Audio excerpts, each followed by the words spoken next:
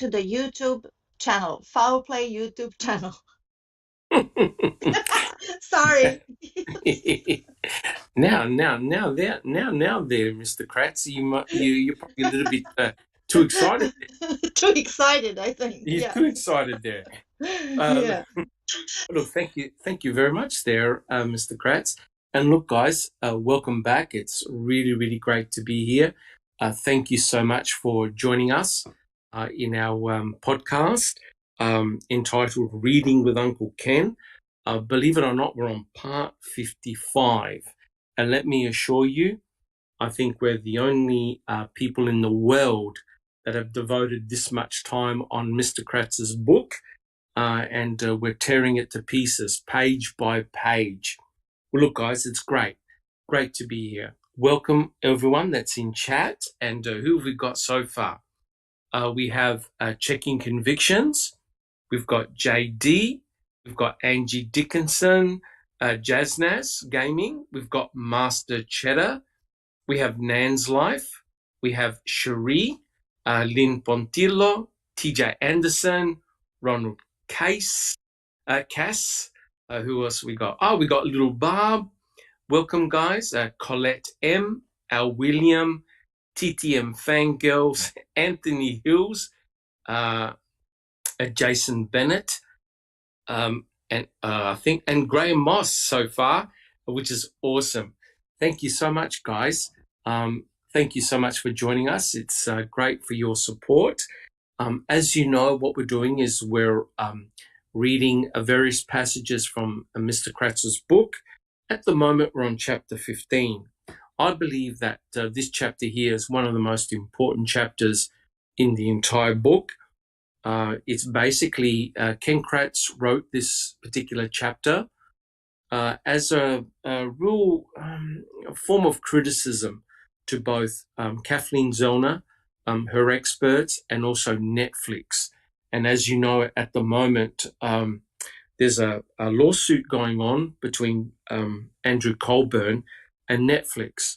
The outcome of this is going to be very, very important. You know, depending who wins, the outcome for all of us and for streaming services, it can have a great effect.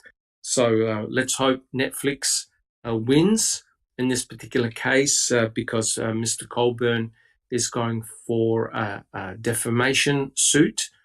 And as you are aware, guys, we've posted some of the hearings on our YouTube channel. So if you're particularly interested in the Colburn versus Netflix motions, please check out our YouTube channel. Awesome.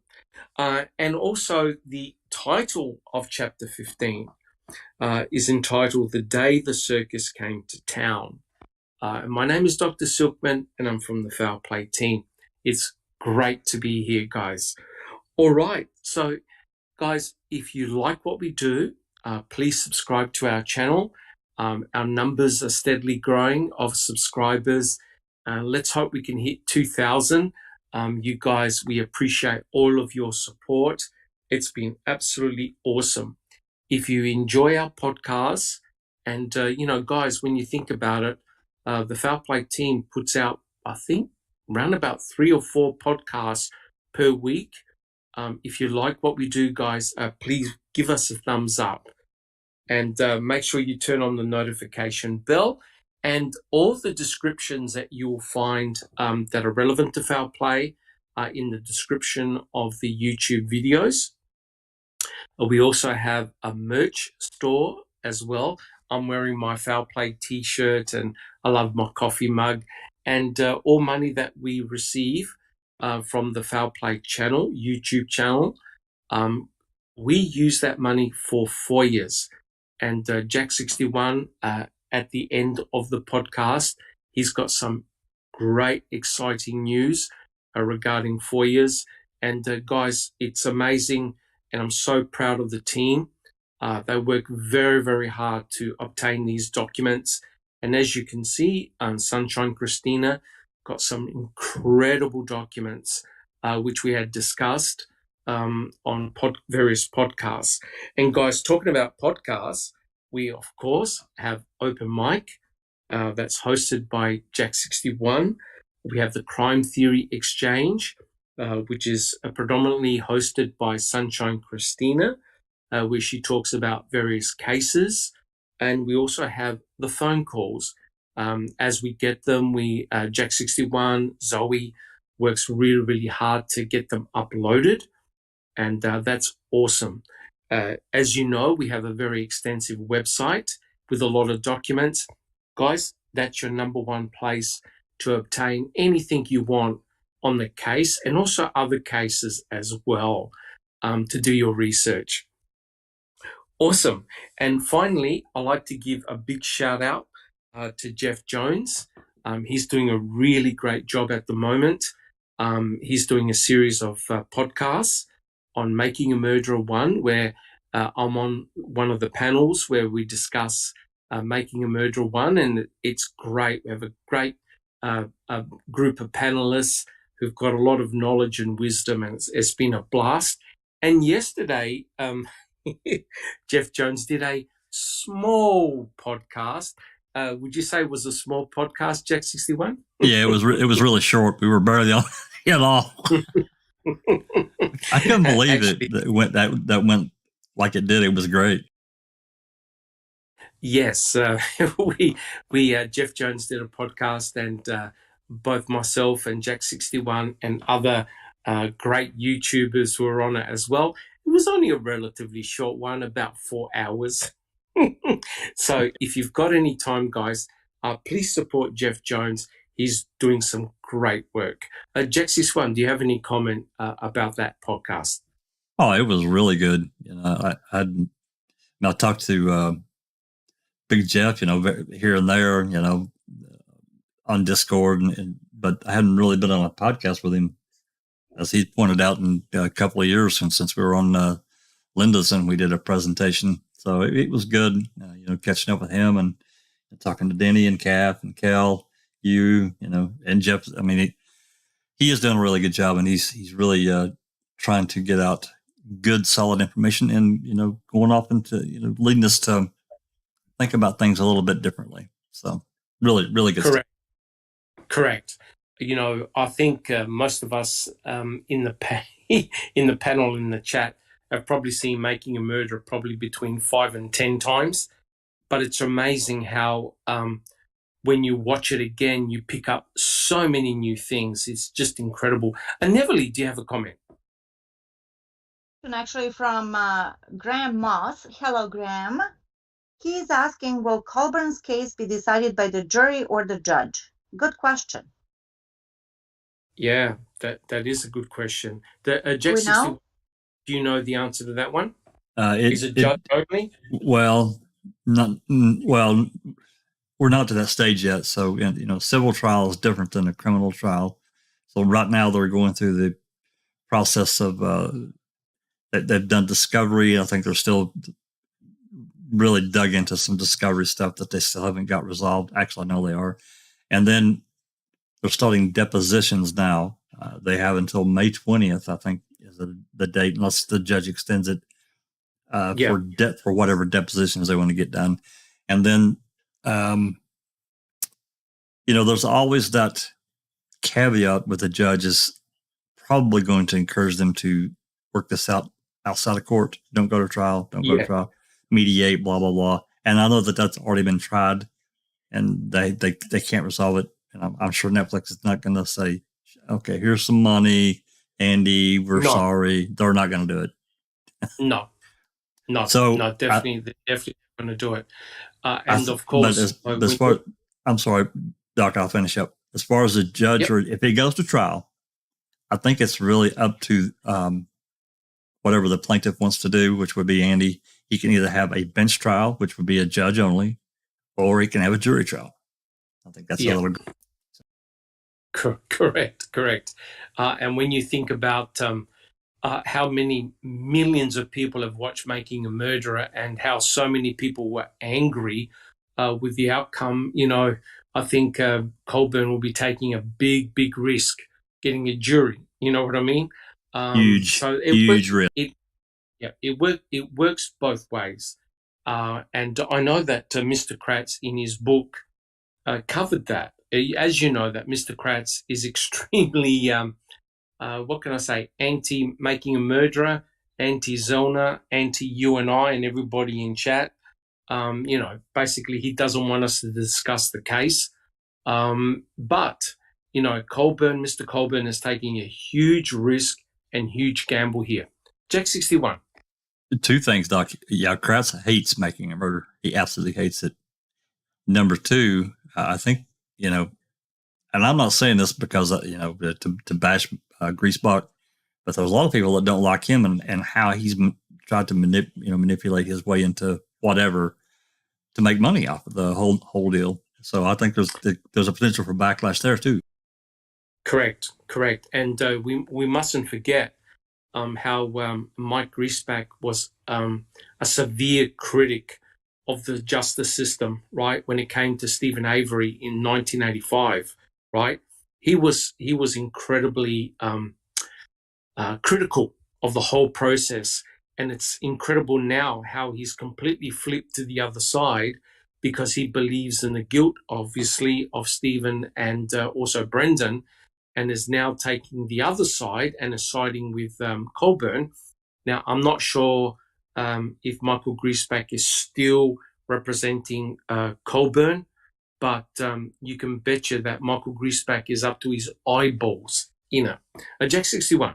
Yeah, he's definitely still on the team, probably in a consulting position or something, but he's still there. Yeah. So I think Netflix has requested all his working documents when he wrote his book and his books, and I think Colburn is going to, Michael Griesbach is going to be severely embarrassed because there are emails floating around where he actually congratulated the Making a Murderer producers, that did a fine job and was close to the truth, and now he's taken the opposite position, which is not good. Nevertheless. That will be really interesting to see how is he going to weasel out of that one, if he can. And what I meant is blah, blah, blah. Yeah, Crimea River.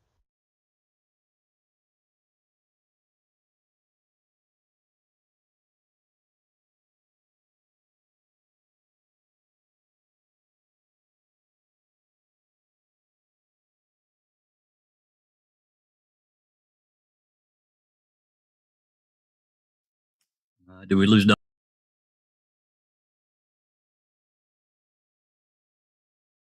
I think we lost Doc for a minute. I thought that I was lost. I was like going through it to see if I'm still on. Oh, okay. I heard Guys, it. can you hear me? There he is. There he is. No, there he is. Oh, I was afraid that something ate you, Dr. Silkman. Yeah, I think it was Bear. Am I back? Yes, you're definitely back. Awesome. Thank you so much, guys. Yeah, I was just saying that welcome, Kelly, Mystic Jinx. We've got Paul Pepiat and Jez Edwards. Thank you so much, guys. All right. Well, look, I think TTM Fangirl. Yes, TTM Fangirl as well. We'll be starting the podcast proper in a second. But look, guys, before we do, I'd like to introduce our esteemed panel. I'll get them to introduce themselves and let us know how you're going. First of all, we have I Don't Recall. Welcome. Thank you. Hello, everybody. I'm doing pretty well. It's 60, in the 60s and sunny, so nothing to complain about here. And which part of the world do you come from? I don't recall. Oh, New York, upstate New York. Oh, fantastic. Awesome. Thank you so much. I don't recall. Next, we have Jack 61. Hello, everyone. Thanks for joining us for another podcast. Been pretty good, Doc. As you said earlier, got some really good news. I sent in a pretty extensive list in an open records request in mid-March and got a reply yesterday that it's been approved. Yes. Except for one item, and we'll show everybody what that is, kind of what to expect here at the end of the podcast. Fantastic. Thank you so much, Jack 61. And we have Neverly. Welcome back, Neville. Thank you very much, Dr. Silkman. How are you doing? Yeah, I'm doing pretty good. I've received some very good news that my ulcer has finally healed. Yes. After Cheers to that. That's fantastic.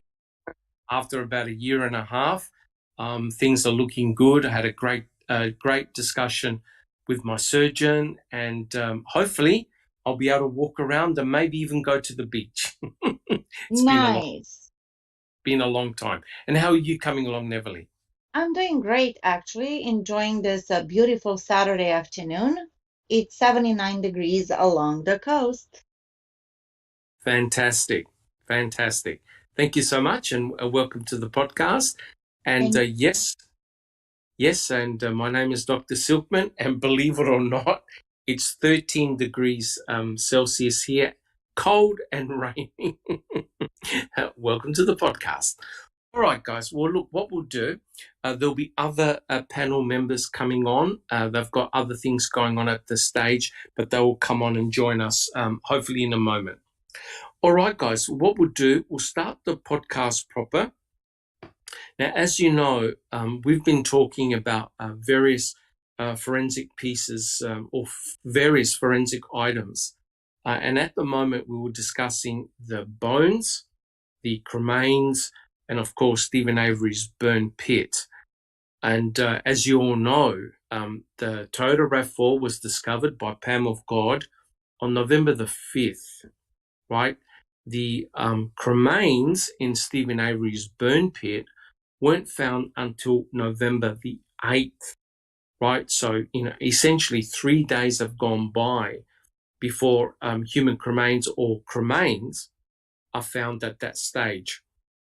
So it is extremely suspicious when one considers that there literally were hundreds of people on the Avery salvage yard checking out all over the place, but no one seemed fit to check out, the burn pit, burn barrels, see if anything was present until some officers literally stumbled upon bones that were around the burn pit right behind Stephen Avery's garage. Now, it really is unbelievable when you think about it. No investigators very early on had suspected anything nefarious had gone or occurred in Stephen Avery's burn pit. Now, there is a video, right, taken on November the 6th. And ODOG, I believe that's how you pronounce the name. Is that correct, Jack61? ODOG? That's correct. Right. ODOG has got a video that was shot. This is an official video that was shot on November the 6th. Please check out his channel, his YouTube channel.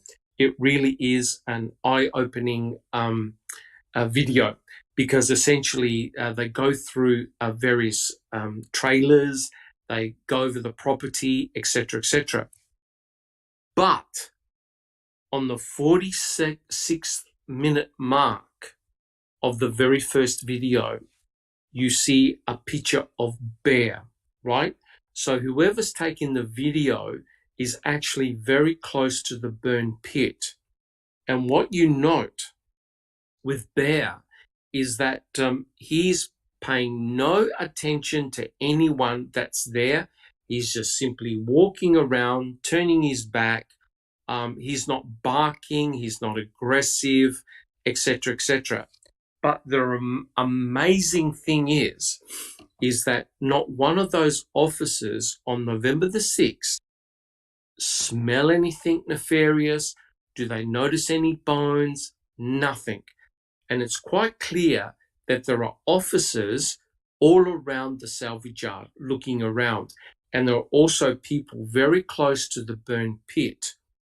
And I believe it was Trooper Reese also took photographs of the burn pit area, the famous ones that have got Bear overlooking the burn pit. If you haven't seen them, make sure you check them out. We've got a lot of photographs on our channel. check them out because they represent in situ pictures when there is no crime scene tape. And I'll tell you what, you'll be very hard pressed to make out any form of cremains in that burn pit. Jack 61. I mean, I'm not experienced in that kind of forensics and all that, but from everything I've read from multiple sources, if anyone had been burned in that burn area, the rain and the sun, they would have smelled. It would have been a reeking smell in that fire pit. No, there's no doubt about it. And no one complained about anything. Correct. Absolutely correct. So no one had noticed any bones, any cremains, and no one had smelt anything nefarious on November the 6th. And Neville, do you have a comment? That's my pet peeve, the lack of putrid smell of burned body and visceral organs and everything else that was a body that wasn't dressed, if that's a proper terminology. Correct. However, they did ask Brendan at one point, I think Fazbetter asked him, did you smell anything? Anything? And he said, first no, and then he said, yeah. And he said, what did you smell? How was it? And something to the matter, I'm paraphrasing. And he goes, bad. Really? Yeah, that's bad? correct. That's like when somebody passes gas, it could be bad, or dog poo or something, but burning a human body, that's not bad. That's horrific, horrible. It lingers in your nostrils. It lingers in your mind forever. You can smell it on your clothes everywhere, not just him or them, but everybody around it. So anyways, rant done. Thank you very much. Correct. That's correct. So with Brendan Dassey, he originally said there was no smell because you got to look at, remember he was interrogated multiple times by Fassbender and Wiegert, and they obviously knew that burning a human body is going to produce an incredible acrid smell. It's amazing how police officers, first responders, people working for the fire brigade all say the same thing. The smell of a burning body, you will never, ever forget that smell. It's a foul, putrid smell, and you never forget it. And there's no way, if you look at what Brendan Dassey said, was he specific to the smell from a burning body. Because remember, if there was a fire on Halloween, the boys actually burnt some furniture pieces, a car seat that's got foam, and they used tires. Now, if you've ever been around a fire that's got a tire in it, it does smell pretty bad, right? So the amazing thing is that Fassbender and Wiegert had concluded that that Brendan Dassey has smelt a burning body, which is completely ridiculous. At one stage, if you look at some of the early interviews or interrogations that were done, Brendan said, no, he didn't smell anything. And then later he changed his mind by saying, as Neville alluded to, yeah, it smelt bad. But then again, if you've ever been near a fire, most fires smell bad, especially if you're burning rubbish. Jack 61. Yeah, Doc, there's a question from Jez Edwards. Says, Dr. Silkman, what were the sniffer dogs trained to look for? Well, there are two different types of dogs. There are cadaver dogs that would definitely smell death, essentially death. When a person passes away or when blood is out of your body, essentially you're going to get some type of decay.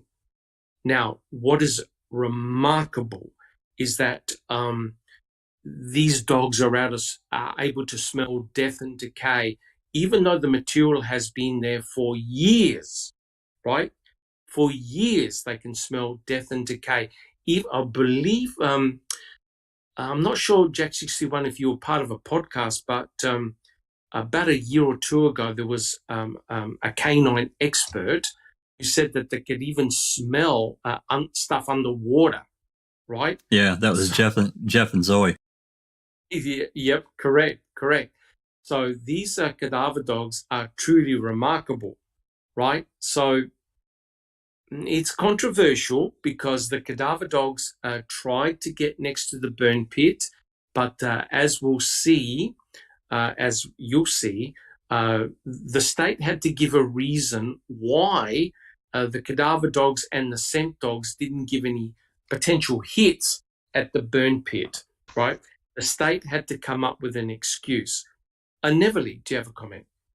Yes, 2 comments. First, welcome, Alice. Alice is here.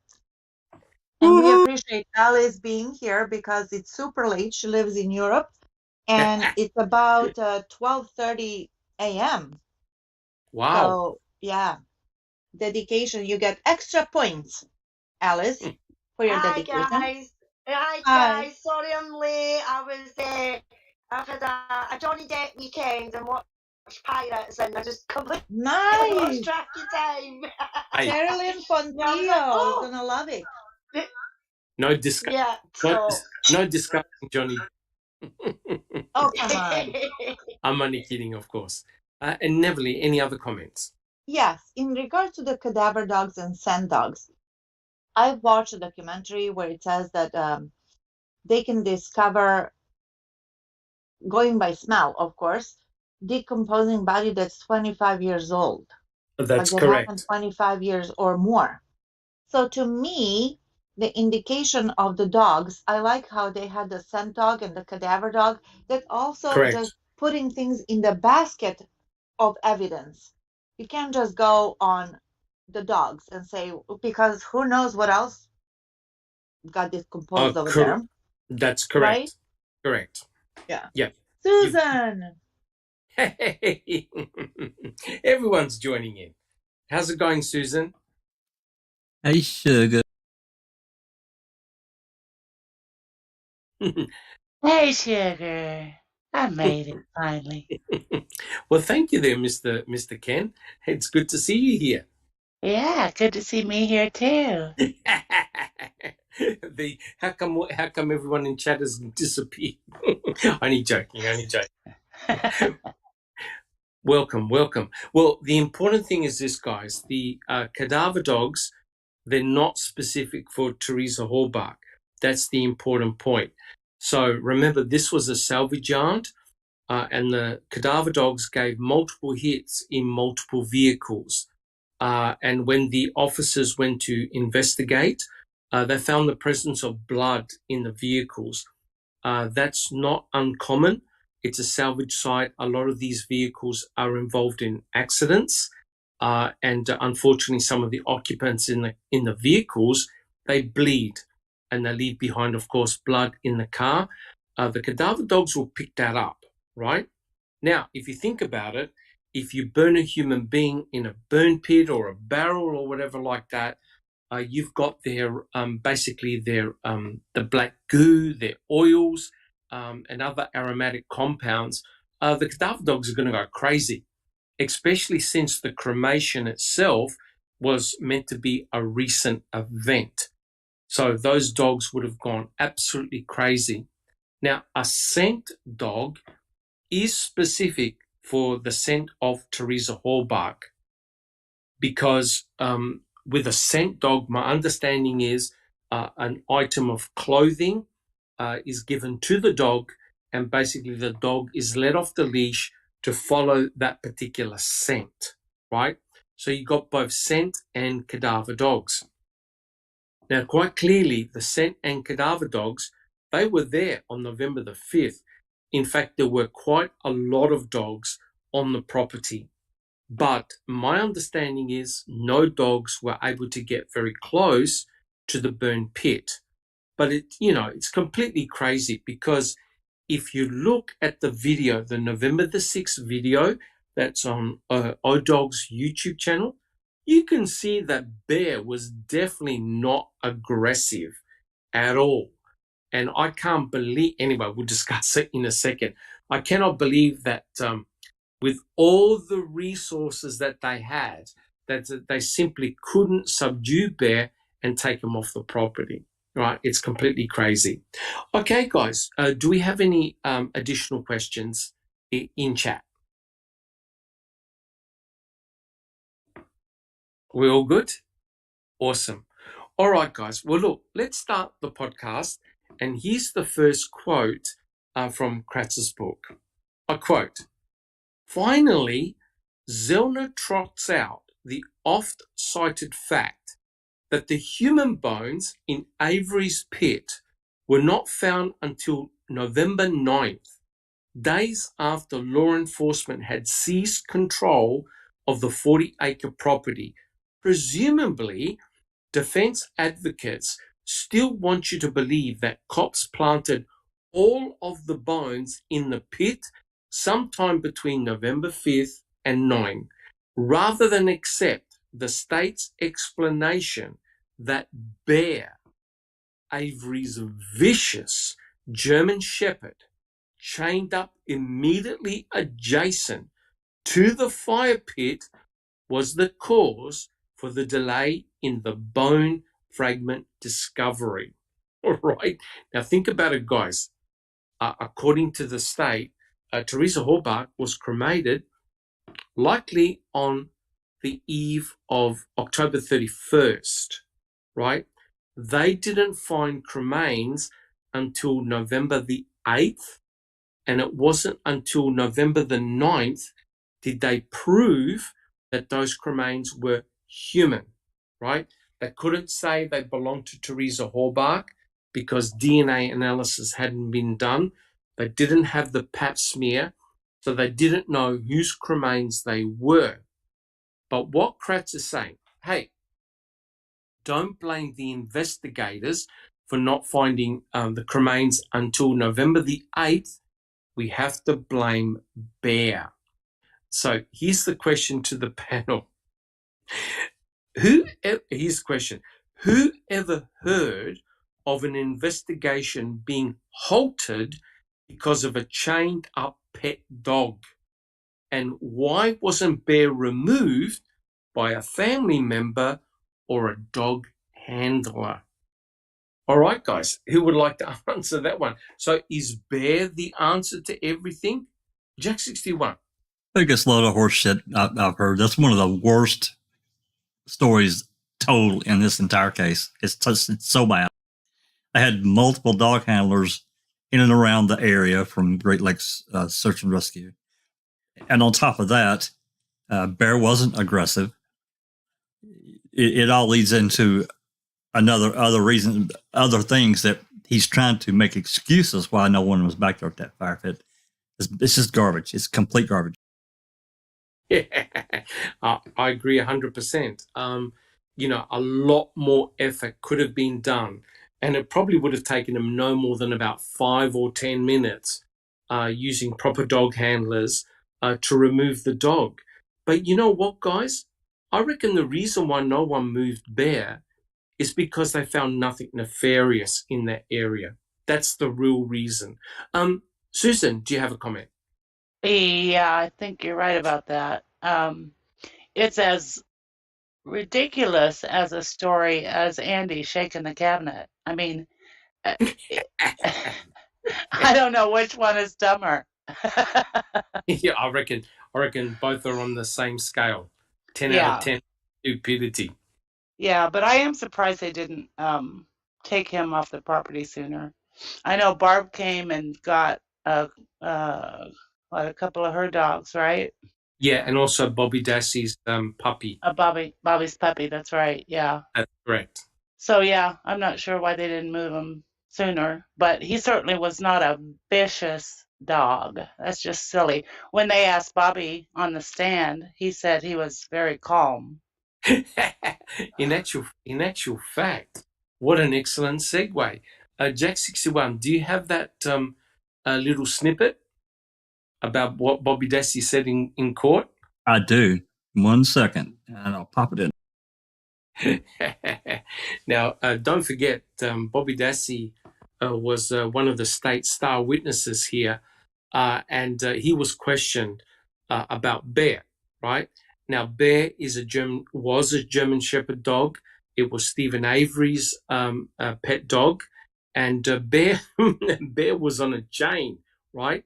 And his dog kennel was very, very close to the burn pit. Now, it's amazing that Mr. Kratz was, I don't think Mr. Kratz was expecting this answer, and I'll read it out. So this is Kratz to Bobby Dassey. Question. I don't know if you're able to answer this, Bobby, but I will ask you, what was Bear's personality or demeanor like, if you know?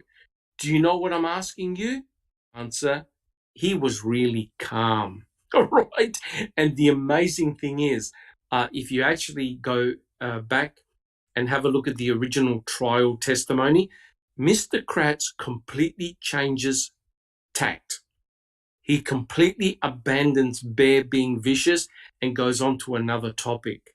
Because think about it, Bobby Dassey lived right next door to where Bear was, right? Bobby would know whether Bear was vicious, angry, and the mere fact that Bobby Dassey said he was really calm really, really stole the thunder from the state. Absolutely crazy, right? And this, guys, this all goes to show the true madness of this investigation and the non-stop, as Susan said, the non-stop looking for ridiculous excuses. Neverly, do you have a comment? In regards to Bear, that being calm, if he weren't calm, if he was this, as you said, vicious junkyard dog, T.J. Anderson had a great point. He goes, yes, they would have tranquilized him because they're prepared. They had dog handlers over there. They're prepared for everything. Correct. And we all know that there were dog handlers on the property on November the 5th. But however, who do we know that was also a dog handler, had experience in canines, that just happened to be a Neverly. Neverly. Oh, thank you. Bushman. Yep, that's correct, guys.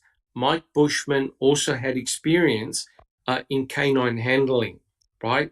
Now, if you have a look at all the pictures that have got, and Jack61 has kindly put up some of the pictures on YouTube, you can clearly see that Bear is not being aggressive, right? In an actual fact, his care factor was 0.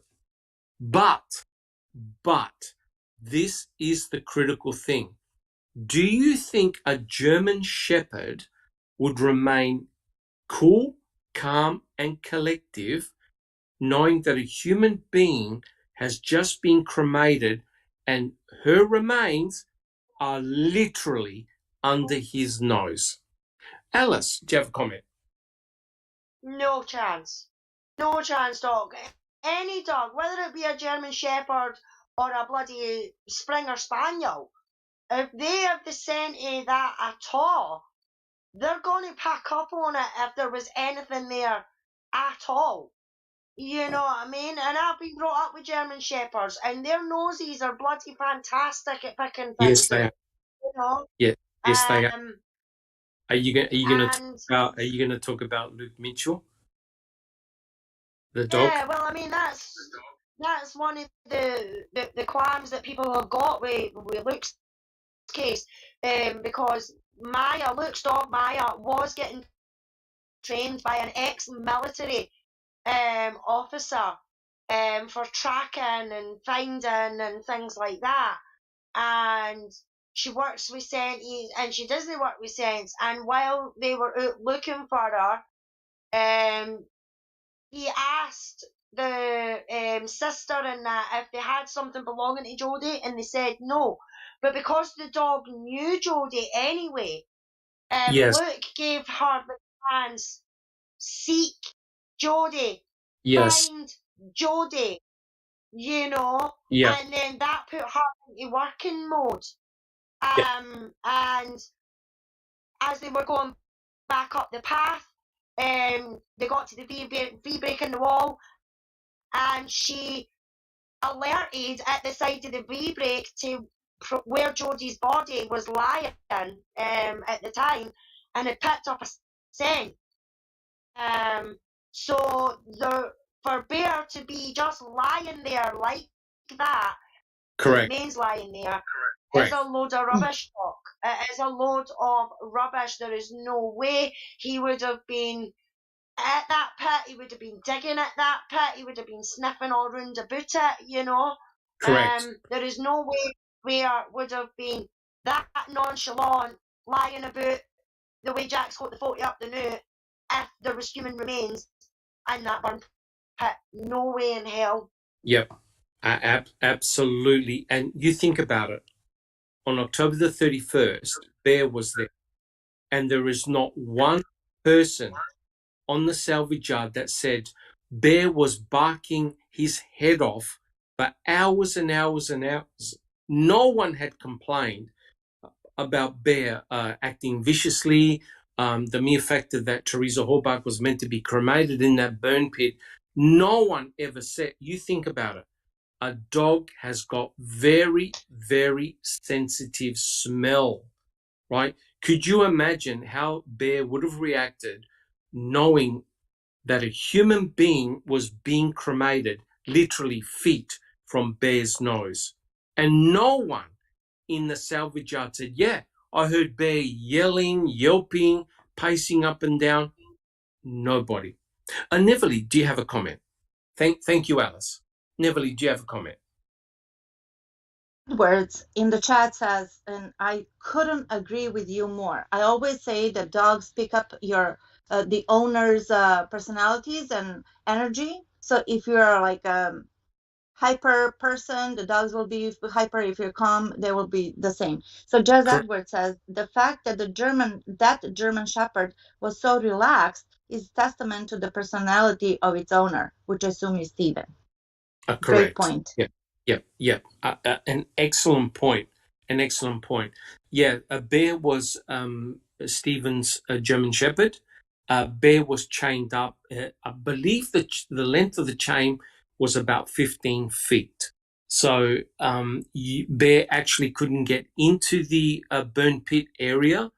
One would imagine that Stephen would have ensured that Bear never really got close to a fire. And most animals are scared of fire. But one thing for sure, I don't know if it's ever happened to you, but dogs have got an incredible sense of smell. I'm telling you, if you leave a piece of food, like a pizza or a hot dog or a hamburger in another room, and you leave that room, I can assure you that when you return, that item of food is gone. That's how sensitive their smell is. You put some piece of food somewhere in a different room, they will find it. Jack 61. Yeah, just a brief comment, Doc and everyone. I opened this up, the detail up, showed the metadata, and everybody can see that it just shows location and roll. This is from roll 2 from Officer or Trooper Reese, 11606. Says 06, or I mean 05. At 11:30 a.m. Just wanted to point that out for anybody that doesn't really understand or doesn't know how to get to the detail. But it's simple to get to. You basically just hit the $3 and then go to detail, and it pops out. So just wanted to point that out for we've got these photos linked in the 5Play library. So anyone that wants to look at the metadata and see when photos were taken, etc. Correct. I don't know about you guys, but I consider the photographs done by Trooper Reese on November the 6th as some of the most important photographs that we've got. Critical. Especially of the burn pit area. This to me demonstrates the shenanigans that took place. It's clear here, guys, that there are obviously no officers searching that burn pit. There is no crime scene tape. There are no investigators looking very closely at the burn pit, because they would have walked past it. They would have noticed no acrid smell. They would have seen no bones, nothing. However, on November the 8th, all of a sudden, there are bones everywhere, right? And this is one day after the events of Cuss Road. It's truly amazing. Neverly, do you have a comment? Does. TJ in the chat says, too bad there wasn't closed circuit cameras on the salvage yard. Could you imagine? Oh my Lord, that would have been something. I think if there were Whew. CCTV footage, Stephen and Brendan would not have been sitting in prison. It's as simple as that. Especially Yes. if the cameras caught Teresa Halbach leaving the property, it would have been game over. But unfortunately, there weren't, as far as I'm aware. And so, you know, we've got the issue of, you know, he said, she said, state said, defense said. It's a terrible situation. Neverly. In the chat asks, what about smoke and soot particles on the shed, gas barrel, etc.? Any testing done? Yeah, Paul Pepiat, that's a very, very good point. When Stephen Avery used to have a large fire, he used to use quite a few tires. And as a consequence of that, the soot and the residue would actually land on his garage and also on his sister's property. And Barb used to complain about the sooty residue being on her house, on her trailer. If you have a look at all the photographs, there's absolutely no evidence at all of a major large fire that caused soot to be deposited. The other thing that you need to consider, and Jack 61 has put this up many times, is that there was a large propane tank full of gas very close to where Bear is. So if there was a great big whopping fire, potentially you could have incinerated and blown up the propane tank, right? And also caught your dog on fire too. So that is not a very smart thing to do. But quite clearly, there's no evidence of a large, great whopping fire, as Scott Tadich said there was, right? And as people have rightly pointed out, every time Scott Tadich got interviewed, the fire got higher and higher and higher until it actually allegedly was as high as the rooftop of the garage. Now, there's one huge problem. If you're going to have a massive flame like that, fire experts have said, look, if you're going to have a massive whopping fire, you need a big, steady supply of fuel, right? You need a lot of fuel. If you look at the burn pit, there's no evidence of a large amount of fuel. Yes, there are tire wires. That's true. That's correct.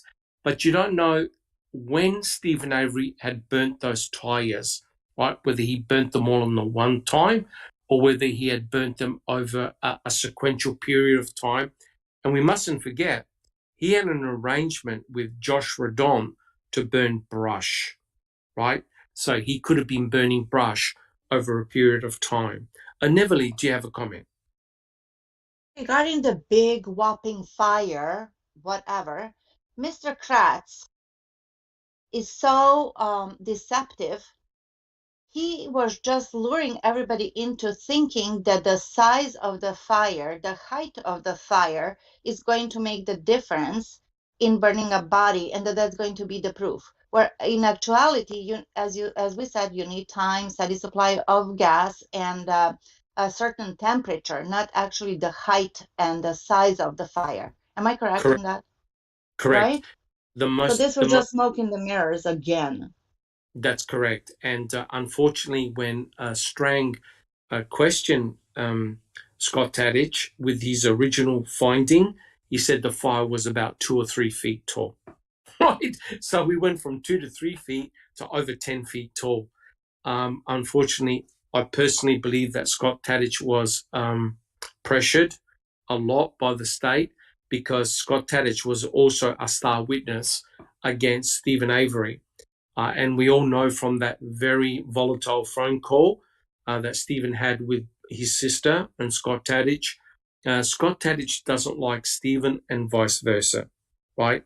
And in actual fact, Scott Tadich said to him, I will bury you, right? Which is rather remarkable when we're talking about a clandestine burial site. Not saying that Scott Tadich did anything nefarious, but just an incredible choice of words.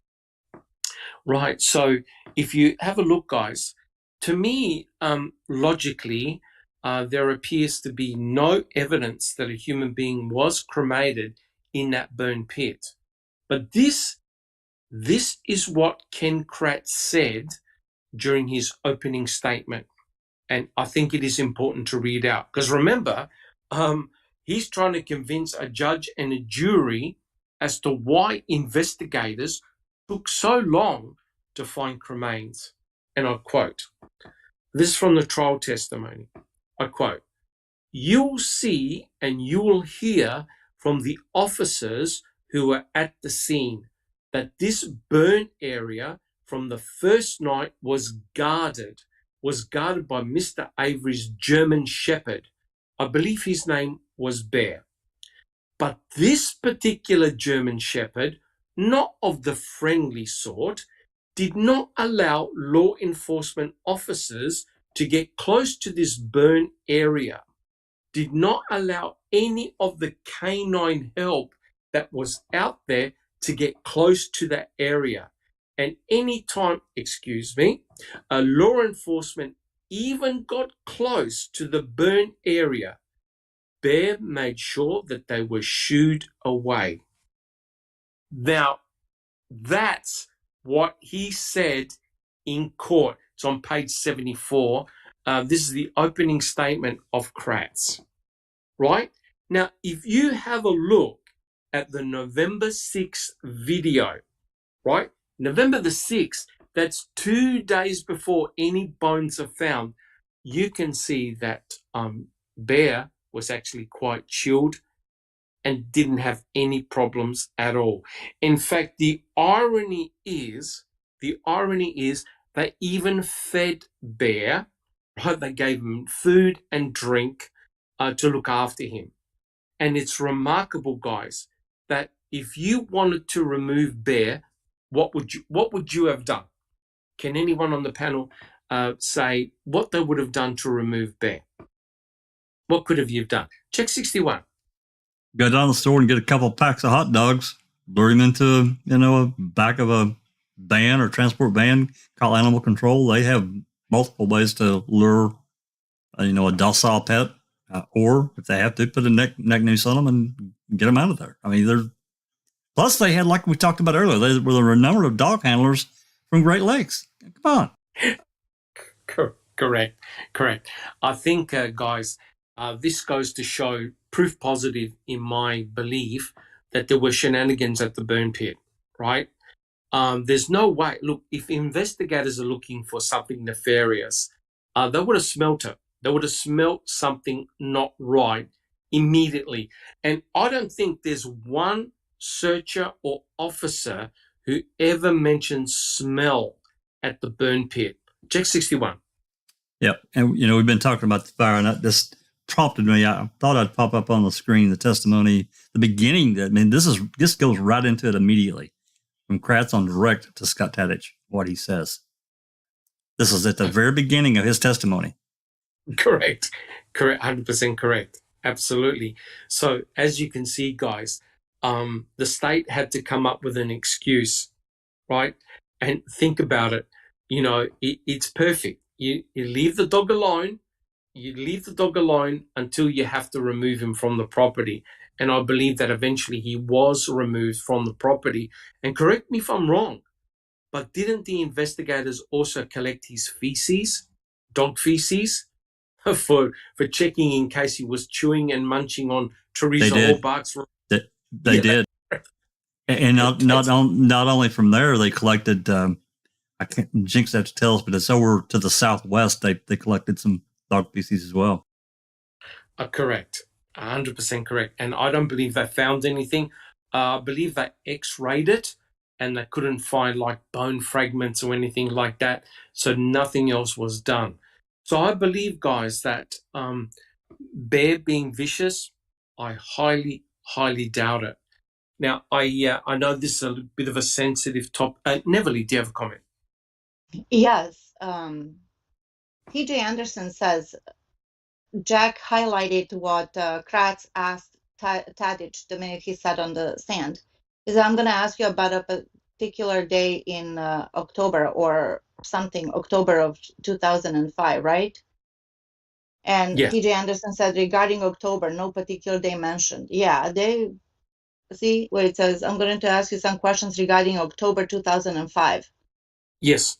Let me ask you if you remember that particular day. Yes. Which day? There's like 31 days caught. Yes. Minor detail, but still, it irks me. Yep, correct. But unfortunately, as we know, Scott Tadich basically embellished the size of the fire, right? You know, even Mr. Kratz knew that to convert a human being to those cremains and the state that those cremains were in, you definitely did a big whopping fire. You needed a huge amount of fuel, and also you needed time to tend to the fire. And we mustn't forget, guys, that Stephen Avery spoke to Jody twice for 15 minutes, right? Which means that he was talking to his fiance rather than tending to the fire. And no one right next door or no one on the property had complained of a foul smell. Now, believe it or not, as I said, this is a bit of a sensitive topic. I did find an article online that talked about the various smells from a burning human body, and the author of the document went through all the different organs that a human body has: the skin, the fat, the visceral organs, and they all give a particular type of smell. And there's one thing, guys, put your hands up if you've ever had a part of your hair catch on fire. Has anyone ever had their hair catch on fire or singed? Jack 61. Oh, yeah. On my arm, absolutely. Yeah, it stinks like hell. Wow. Oh yeah, for I days. think everybody has. Yeah. Yep. There's no question. You can smell that particular odor of burning hair from a kilometer away. So you could imagine the acrid smell of burning hair in a burn pit, right? You can pick that up from a long way away, right? Now, I don't recall, which is rather remarkable because we have I don't recall on the panel. I don't recall whether any of the dog handlers on November the 5th had complained of any smell. Now, I know that the dogs got close to that burn pit, but they were taken away from the burn pit area. The canines were because of bear. Now, if you're a normal dog, you can go to any park in the world with dogs. And what do dogs normally do when they see another dog that they don't know? Tell me, guys, what do dogs normally do when they encounter another dog that they don't know? What's the normal response? Anyone got a comment? Sniff each other's butts. Yeah. So that's good to say.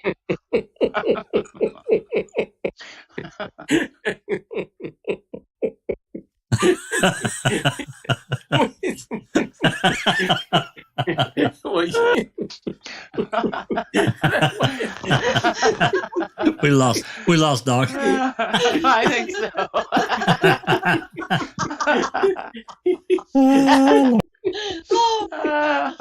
Was it my southern accent that did it, or?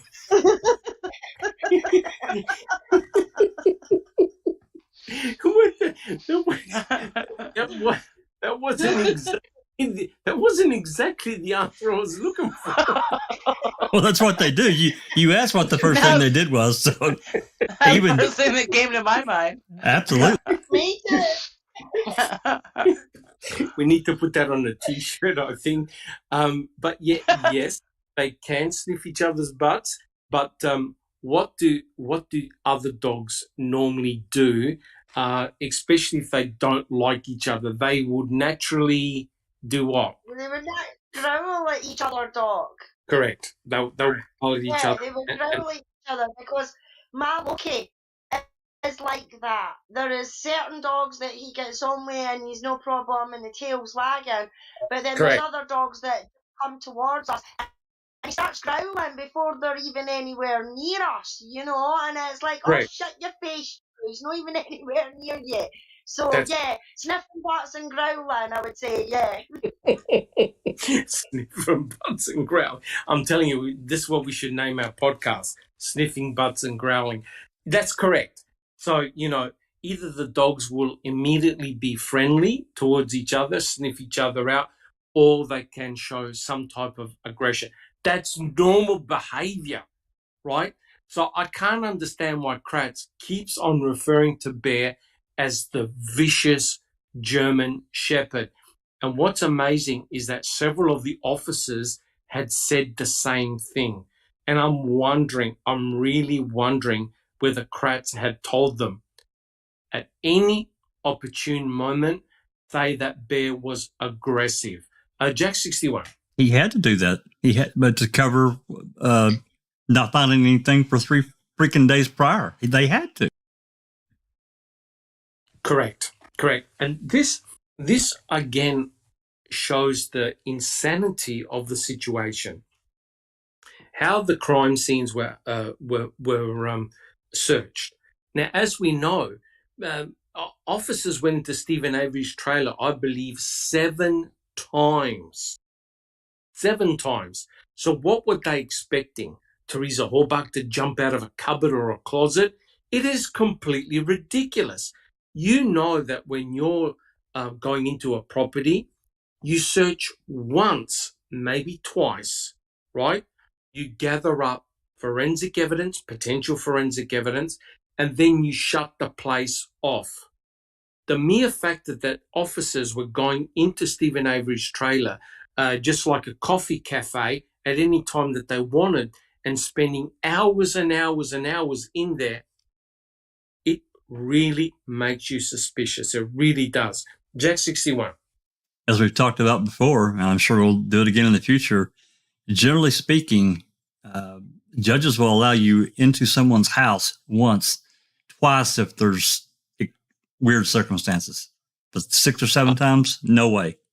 Yeah, that's 100% correct. And I think T1 made a very, very good point.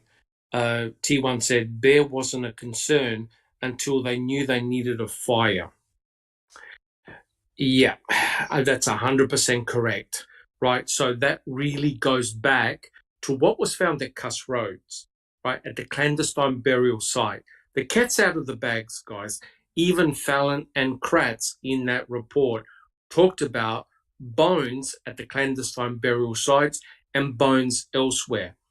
If they found cremains, it automatically means you need a fire. There are 2 sources of fire, no, 3. There are 3 sources of fire on Stephen Avery's property: a burn pit, burn barrels, and smelters. They checked the smelters. There was no evidence that the smelters were even turned on, right? So they're walking down the line. The next things they would have checked were the burn barrels. We don't hear about the contents of the burn barrels until much later. And obviously, if you're going to cremate a human being, where do you associate those cremains? In the burn pit. Why do you put them in the burn pit? Because Bear was right next to the burn pit. So you can use the excuse, hey, look, guys, this is the judge and the jury. Hey, look, guys, our fine officers didn't find the cremains until November the 8th because there was this big, vicious German Shepherd there. So isn't that interesting that potentially they could have dumped the cremains in a burn barrel, but they chose to place them, whoever planted them chose to place them in the burn pit. Alice, do you have a comment? It's Jess Edwards in chat. He says, Doc, did I hear you correctly say that the picture of the dog at the pit was taken immediately after the search, but the bones were only discovered much later? Whenever you see, that's an excellent question. Whenever you see the photos of Bear, that's November the 6th, right? This is before the burn pit is a site of interest. Now, have a look at that November the 6th video on ODog's site. You can actually see Bear. He's walking up and down. He's got no care factor at all, right? So whenever you see pictures of Bear, that's before the burn pit became a site of interest, right? On November the 8th, I don't believe Bear was there. I believe he was taken off the site. That's when bones were being found around the burn pit, and they were only found in the burn pit after Earl and his team sifted the ash. Alice. T1 says, so what came first? The discovery of the bones or the narrative of a fire?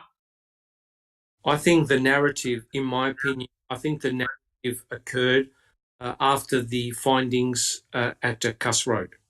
When was it first mentioned, the fire? That's a very good point. I can't recall from the phone calls. It's sort of like controversy whether Stephen remembered having a fire on October the 31st or whether it was a few days after or a few days before. He wasn't 100% sure himself, because I remember a phone call when he's talking with Barb, and Barb saying, yeah, you had a fire on October 31st, right? But it's bizarre because Bobby Dassey never noticed one. So you've got people noticing a fire and other people not noticing it. So it's a little Barb wasn't even certain that it was that Monday. That's correct. That's correct. Yeah. And I think there was a conversation that went on the lines that there was going to be a bonfire, but because Barb and Stephen had a fight, Barb cancelled the bonfire. Because remember, you normally have a bonfire on Halloween, right? And how do you explain the fact that there were no kids apart from Brendan around that fire, right? Because clearly I think Barb cancelled it, right? So I think that bonfire was supposed to be like on the 3rd that they canceled. Yes, later on during the week.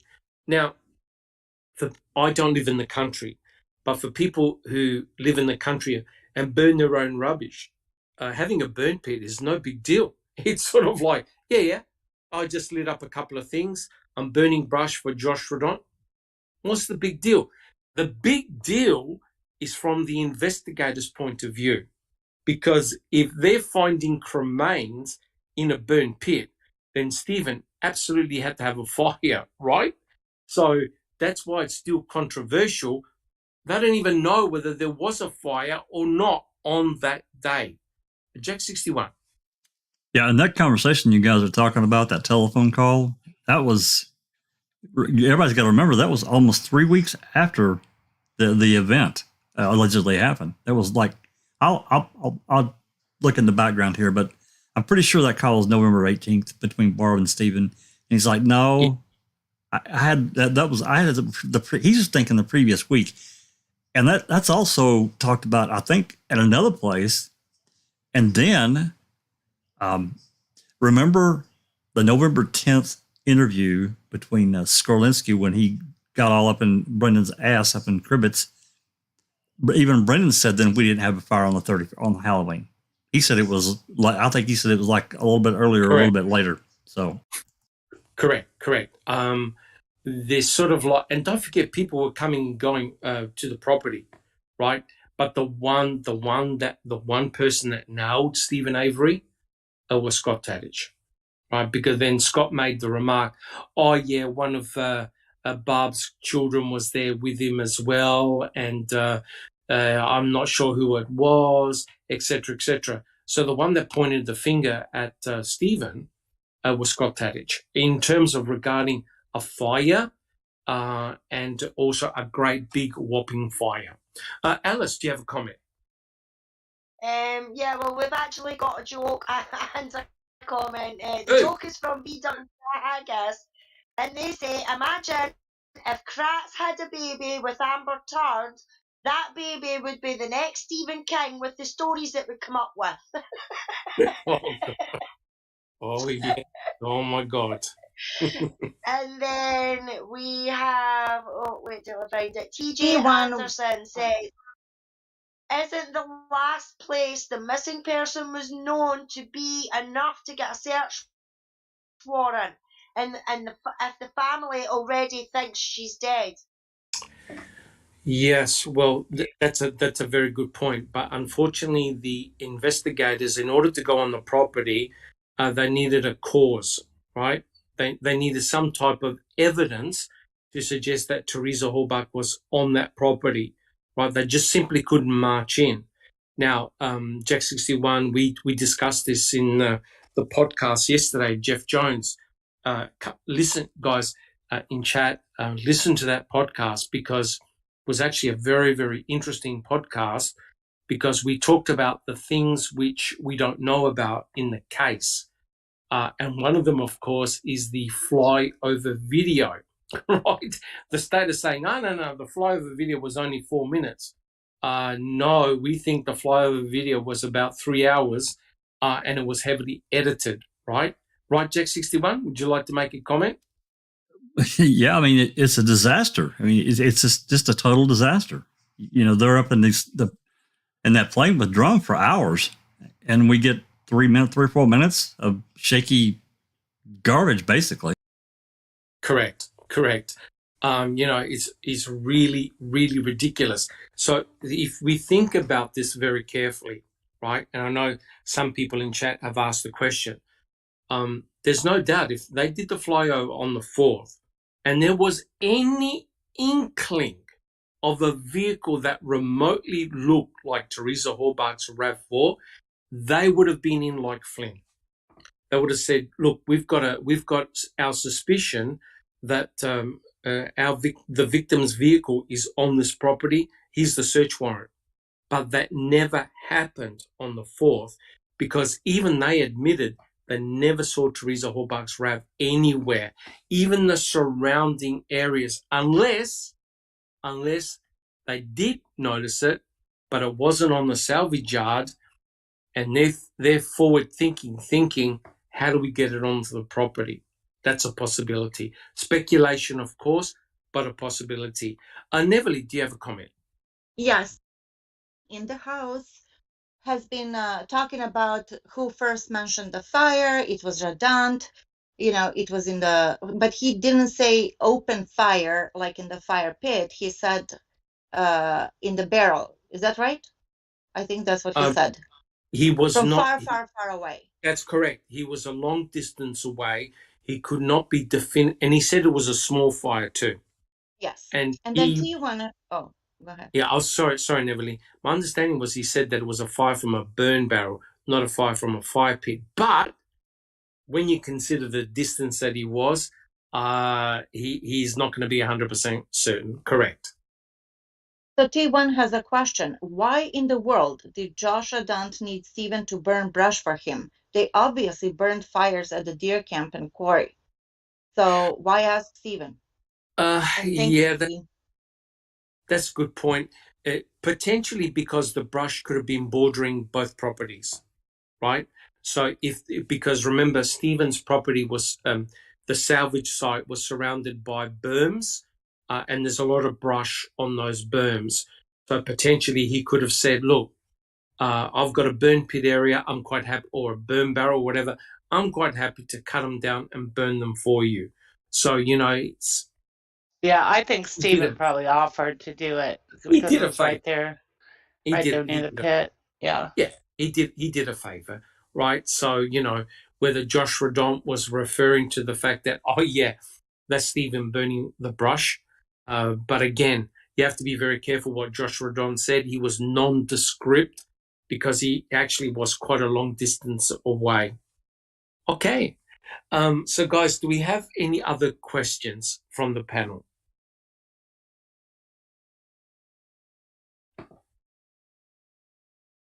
Okay, I think we've... Yes, there's a question, sorry. Yeah, go for it, TTM Fangirl says, I want to know why there's a yellow four-wheeler in the Dassey garage in the one exit video and not in the other exit video. I don't ever see them taking a four-wheeler into custody. Yeah, that's a And very good. why are there 2 exit videos? Good point. Yeah, that's a very good point. Yes, I think there was. They did some videotaping at the beginning. I know there are videotapes on November the 6th. And Jack 61, is there an exit video on November the 12th? Yes, there is. That was taken by God. I can't remember his name, but yeah, there is an exit. There is an exit video on the 12th. Yeah.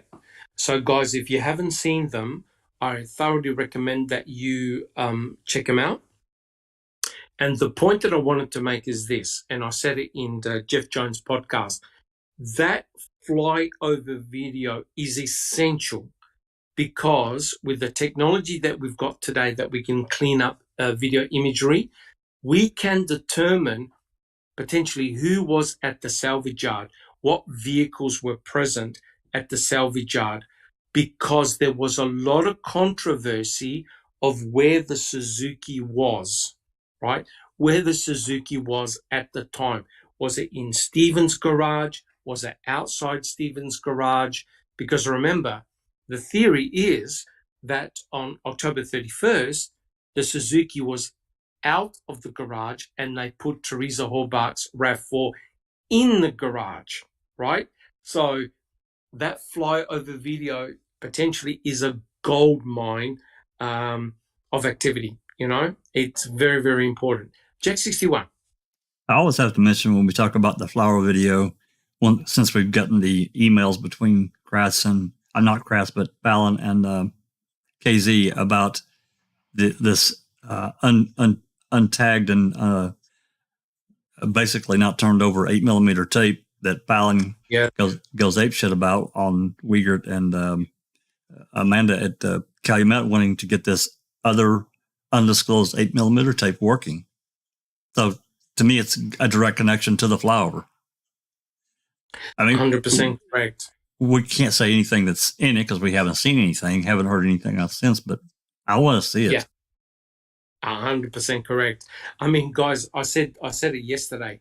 Could you imagine hiring a wedding photographer with a video camera, and your wedding goes for 4-5 hours, and all they produce to you at the end is 4 minutes of footage? I think most people will go ballistic, right?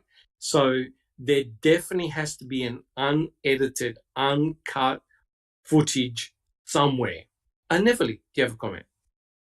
I'm looking for the great comment from B.W. Haggis. She said there should be a book. What's a name? I'm sorry. Blah, blah, blah. I'm going to start again. B.W. Haggis said there should be a book named What's Left Out of the Flyover Video.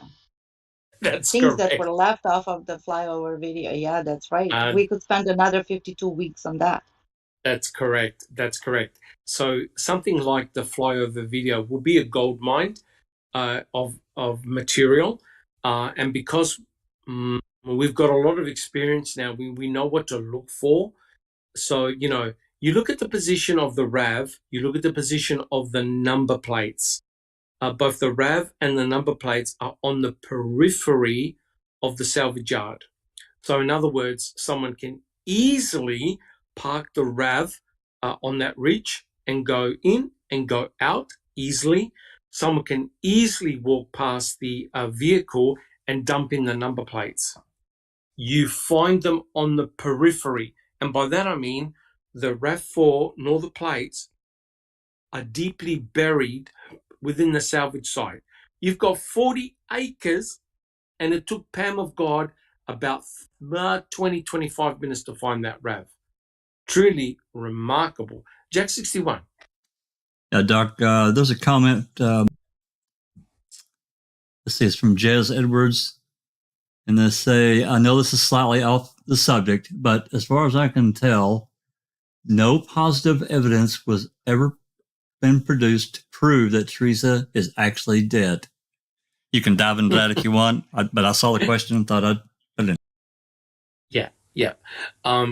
If you actually have a look at, I did an interview with Paul Capaldi, and I discuss what I believe is very, very strong forensic evidence that Teresa Horbach is dead. So I'm not going to spend another 20 minutes over here because it is slightly off topic, but I can fully understand why people believe that she's not dead. I understand that, but from a molecular and from an using anthropology and other evidence, it is strong evidence that Teresa Halbach is deceased, right? By looking at cremains, the cremains prove that they are from an adult female. That's for a start. The mere factor that you have Teresa Halbach's blood, saliva, and touch DNA inside the RAV4 that 100% match the pap smear is really good evidence. And the other two pieces of convincing evidence are the 7 out of 15 loci match from the charred muscle tissue that came from item BZ. And the other final factor is the mitochondrial DNA analysis done by the FBI that cannot exclude Teresa Halbach as being the person that had the charred muscle tissue, because mitochondrial DNA only comes from the mother. So they know the DNA sequence of the mitochondria of Karen Halbach, and the mitochondrial sequence from the charred muscle tissue was a match. So when you take into account blood, saliva, touch DNA, bones, mitochondria, the evidence strongly suggests that Teresa Halbach is indeed deceased. Neverly, do you have a comment? And Jazz Edwards asked another question, which is, so that is remains from the quarry or from where?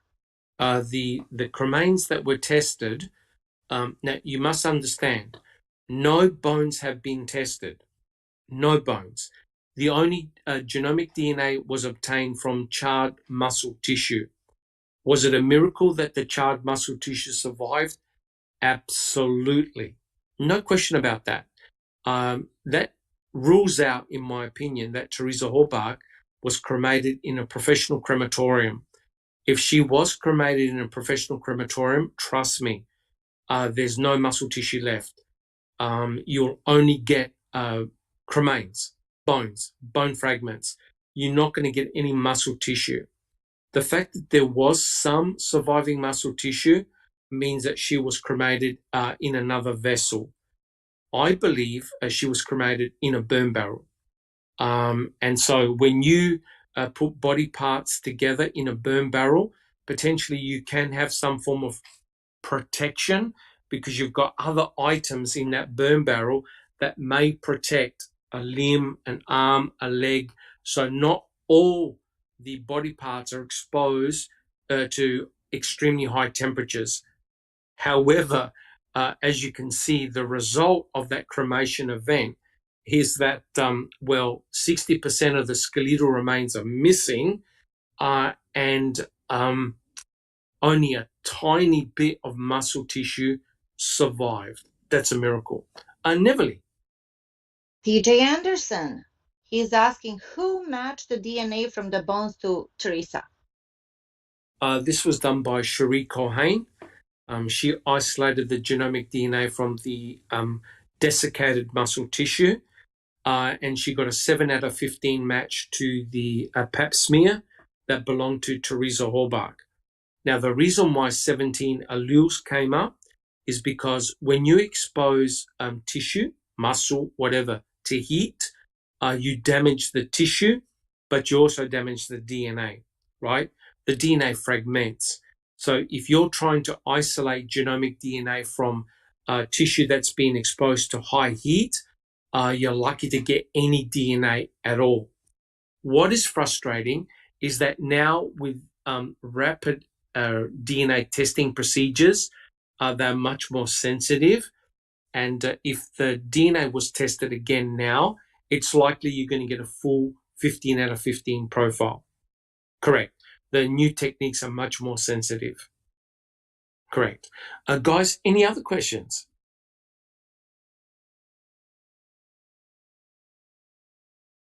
Right? We're all good? All right. So what I want to do before we do the next question, and keep up the questions coming, guys, really, really excellent. I want to ask the panel, do you believe in what Ken Kratz said in regards to Bear? Was Bear a vicious German Shepherd that halted the finding of the cremains by 3 days? Alice, yes or no? Was Bear vicious?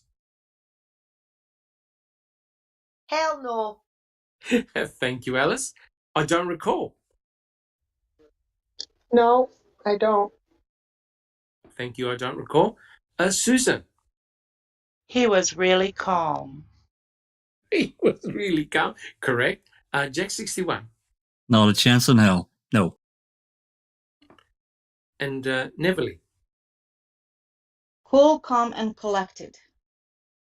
Correct. And I agree with Paul Pepiat, who said in chat, Bear was scared Kratz would eat him. That's correct. 100% agree. Now, it's ridiculous, guys. But a judge and a jury obviously must have been convinced as to why cremains were not found for at least 3 days, right? Which is ridiculous. And we mustn't forget, there was no coroner and there wasn't a forensic anthropologist on site to properly document the cremains. And if you have a look at the November the 6th video that's on ODog's channel, you'll see that Bear definitely wasn't vicious or nasty. He basically ignored the people that were there. And there were people around the burn pit, right? Or close to it. None of them commented that they smelt something acrid, something putrid. And trust me, a human body has got enough components in it that you're going to get all sorts of nasty smells. Susan, do you have a comment? Yeah, he also walks around almost with his tail between his legs. I mean, if a dog is vicious and mean, his tail is up.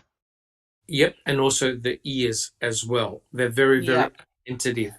If a dog's got a tail between its legs, that's not an aggressive stand at all.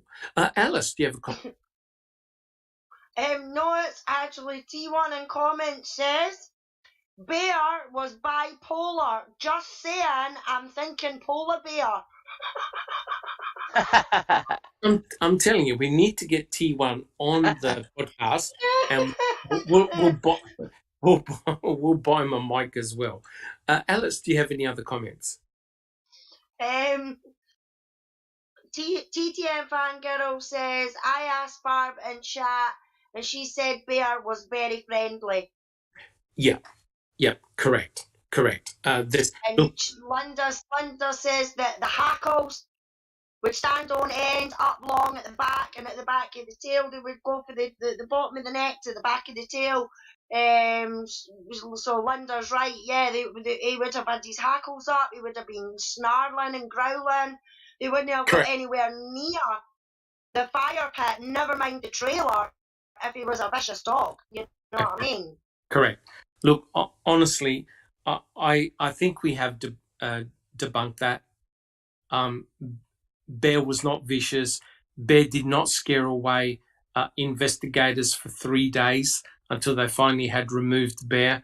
I think that's a real piss poor excuse by Kratz to say that in court, because the judge would have asked him. I'm sure there would have been conversation to say, well, look, you had 200 people on the property.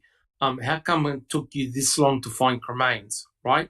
So if they're suspecting that something nefarious happened in Stephen's trailer or garage, they work outwards, right? They just check the neighboring structures around the property, right? Burn barrels, burn pit, rubbish bins, everything like that, looking for potential forensic evidence. And I honestly believe that the burn pit was staged, right? Cremains were dumped in that burn pit. They were very, very quickly sifted by Erdl, and no photographs were taken. And Jack 61, what was Ertl's excuse of not taking photographs? Jack 61. Oh, it's the area had been disturbed, so we don't take photographs once a scene's been altered. Bullshit. Yeah. I think that there is very, very interesting. I personally believe Ertl lied a lot on the stand. He's obviously one of the boys protecting the team, but quite clearly that makes no sense at all. I mean, think about it. You're in a burn pit. You start finding, in fact, bones were found outside the burn pit on the grass, right? And are you trying to tell me that you don't call a coroner or a forensic anthropologist? What you do is you destroy the crime scene by sifting it, and then you take the bones away and you put them in a box, you give them to Dr. Bennett and say, can you tell me whether these are human? It's completely ludicrous that you would ever do something like that. Susan, do you have a comment? And then you bring in a front loader to completely destroy that. That's 100% correct. So essentially, they removed the entire burn pit and the surrounding area, right? So, I have no idea why they did that, or, well, yes, I do. So no one else can come along and have a look at the burn pit area and say, oh my God, this is tiny, right? How the hell are you meant to burn a human being in such a small, tiny area? It truly made no sense. So, think about it. No forensic anthropologist, no coroner, no in situ photographs, and you destroy the burn pit. I'm completely speechless. All right, guys. Well, I reckon we've done really well. I reckon let's maybe do one or two more questions. Guys, are we happy with that? Yep. We're all good? Beautiful. Yeah. Sounds good, Doc. All right. So I think we've established that Bear was not really aggressive. It was a bullshit excuse used by Kratz in court to say, well, my crack investigators, it took them 3 days before they found remains. Ridiculous. Okay, I quote, maybe if Making a Murderer is granted a third 10-hour season, we can hear how the police supposedly came into possession of Teresa Halbach between November the 5th and 9th, how and where and why they burned and mutilated her body, and how they meticulously planted the hundreds of human bones, including small fragments, stuck in between steel tire belts as a result of being burned with them, all found in Avery's fire pit 20 feet from his back door. Oh my God. Here's the question. How did some bone fragments get intertwined with steel tire belts? Guys, who would like to ask? Now, notice what Kratz does. He builds up a straw man's argument. He says that it had to have been the police that burned and mutilated her body.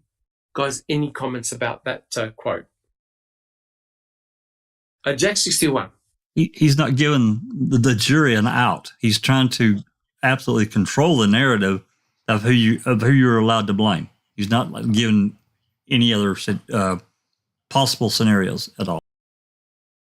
That's 100% correct. So it's exactly what he threatened the jury with when he said, "Your cops," right?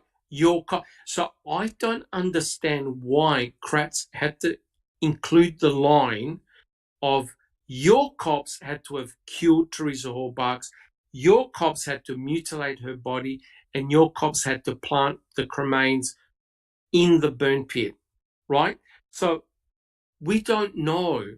I don't believe law enforcement had actually killed Teresa Halbach. I honestly don't.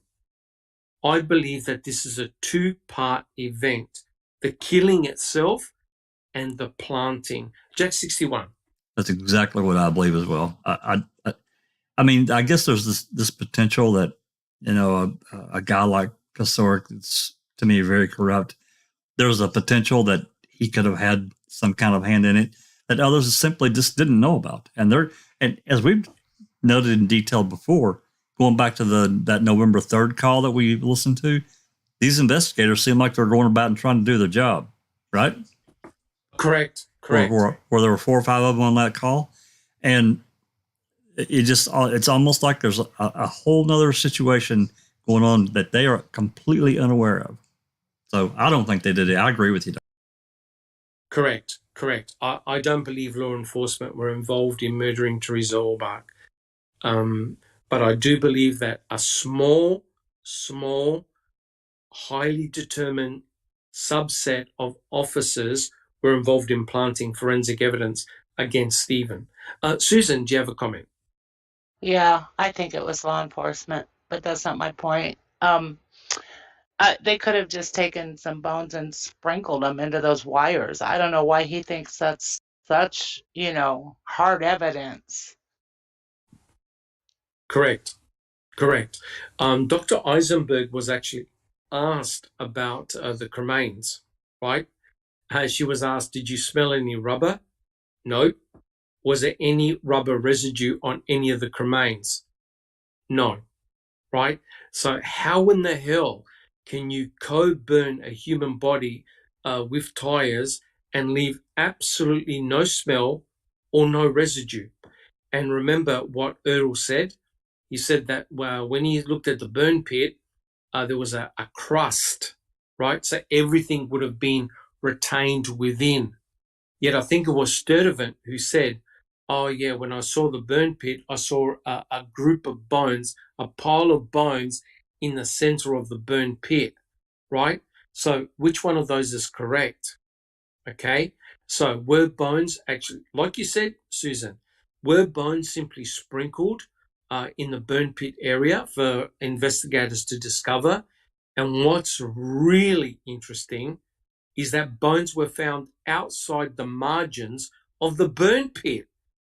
Susan, that is very interesting. Why? Got an explanation for that? Yeah. You got an explanation for that one? Sorry, I don't. Yeah, me neither. So remember, that's exactly how the cremains were discovered. I think it was Jost who found a bone or two outside the burn pit area in the grass. And I think he called over Sturtevant to say, yeah, that looks like a human bone, right? And that's when they then called Crime Lab and Erdl to do the sifting. They came in, sifted, and went out. That's how fast they did it. When it got dark, they left or were using torches. They didn't even pick up the instruments nor the blade that was near the burn pit area. So how the hell do you explain that when you've got literally an army of people and resources down at Cuss Road, where you've got the reporting of a clandestine burial site with loose dirt, and you've got a report written by Fallon and Kratz that talk about bones found at the clandestine burial site. The two don't compute. Susan, do you have a comment? Oh, you mentioned Jost, and that just reminded me that's in the song that I wrote, the 12 Days of Planting. Yeah. Old Jost, he spots a bone. Yeah, we gotta. If you haven't heard it, now who wrote? Did you sing it or write the original lyrics? What was the situation there, Susan? I wrote the lyrics, and who was it that sang it? God, I can't even remember now. She's been gone since then. Yeah. I forgot her name. I forgot her name. Somebody knows out there. Oh, damn it. I forgot. Yes, she sang it. Yeah. Yeah, if you haven't heard it, check it out. The 12 Days of Christmas? Or I think was it the 12 Days of Planting? 12 Days of Planting. Correct. Beautiful. Thank you so much, Susan. I was Myed, I think, sang it. Yes. Yes, you got it. Awesome. Thank you, Susan. Jack 61. Yeah, that whole situation with Jost and Sturdivant, and then they were waiting on Erdl, Guang Zhang, or how you pronounce his name, they're basically a photographer. All these people come in, but, Sturdivant says he goes over to the burn pit and starts poking around in it. Correct. To me, we've talked about this before as well. I'm sure we will again. Everything's on paper, and they can put anything they want on paper. Yes, correct. But no photographs. Correct. No, because photographs will tell you a different story. And that's why those photographs from November the 6th are precious, right? Because they show the burn pit. They show the fact that there's no crime scene tape around it. They show Bear, obviously, in a non-aggressive manner. And to me, it demonstrates one thing. No one had considered the burn pit of any importance whatsoever. After the 8th, it became a critical crime scene. And you compare Cuss Road with the burn pit, and I'll tell you straight away, much more attention was spent at Cuss Road. Look at all the resources that were at Cuss Road and how long they were there. And yet we have Erdl admitting, oh yeah, we sifted, we didn't know what we were sifted, we collected everything, we stuck it in a box, and that was it. Right? And they disappeared because it got dark. Yet at Cuss Road, they put up tower lights. Why? For a Pete Moss bag? Crazy. Yeah. Susan, sorry, Jack 61. Well, just to finish that out, that whole scenario that you just described, they're there on the 8th. They allegedly found all this stuff. It's so important that they do what you just said. They work till dark, and they throw a tarp over it, and they don't even come back on the 9th at all. They leave it for a day. No. That's right. And then come back on the 10th. So I'm showing a few photos I've got up on the screen. I'll just go through them as we're talking here. These are of the 10th. So keep that in mind. Correct. And so the chronology is Cuss Road first on November the 7th. And then we have the events at Stephen Avery's burn pit on November the 8th. And on November the 8th, that's where we find all the major pieces of forensic evidence against Stephen. I believe they had the burnt electronics, the number plates, and the key as well, and as well as the cremains. So suddenly everything was found on November the 8th, despite the fact that there were officers there from the 5th to the 7th, and they had gone into Stephen Avery's trailer, I believe 7 times. So they were definitely around, but found nothing until November the 8th. Susan, do you have a comment? Am I unmiked? Oh, sorry. Yep. Oh, okay. So, guys, do we have any additional comments? All right. So there was a lot of hoo-ha about these so-called cremains intertwined in steel belt radial, in the steel belt tires, right? And I found, and also Kathleen Zellner found out that I'm not sure who did the animation, but there's a picture. I gave a picture to Jack 61. I'm not sure where you got it, whether you still have it, Jack 61. It's the cartoon representation of the burn pit, and it shows Bear on a chain, and in that chain that's attached to Bear, there's steel belt radials, right?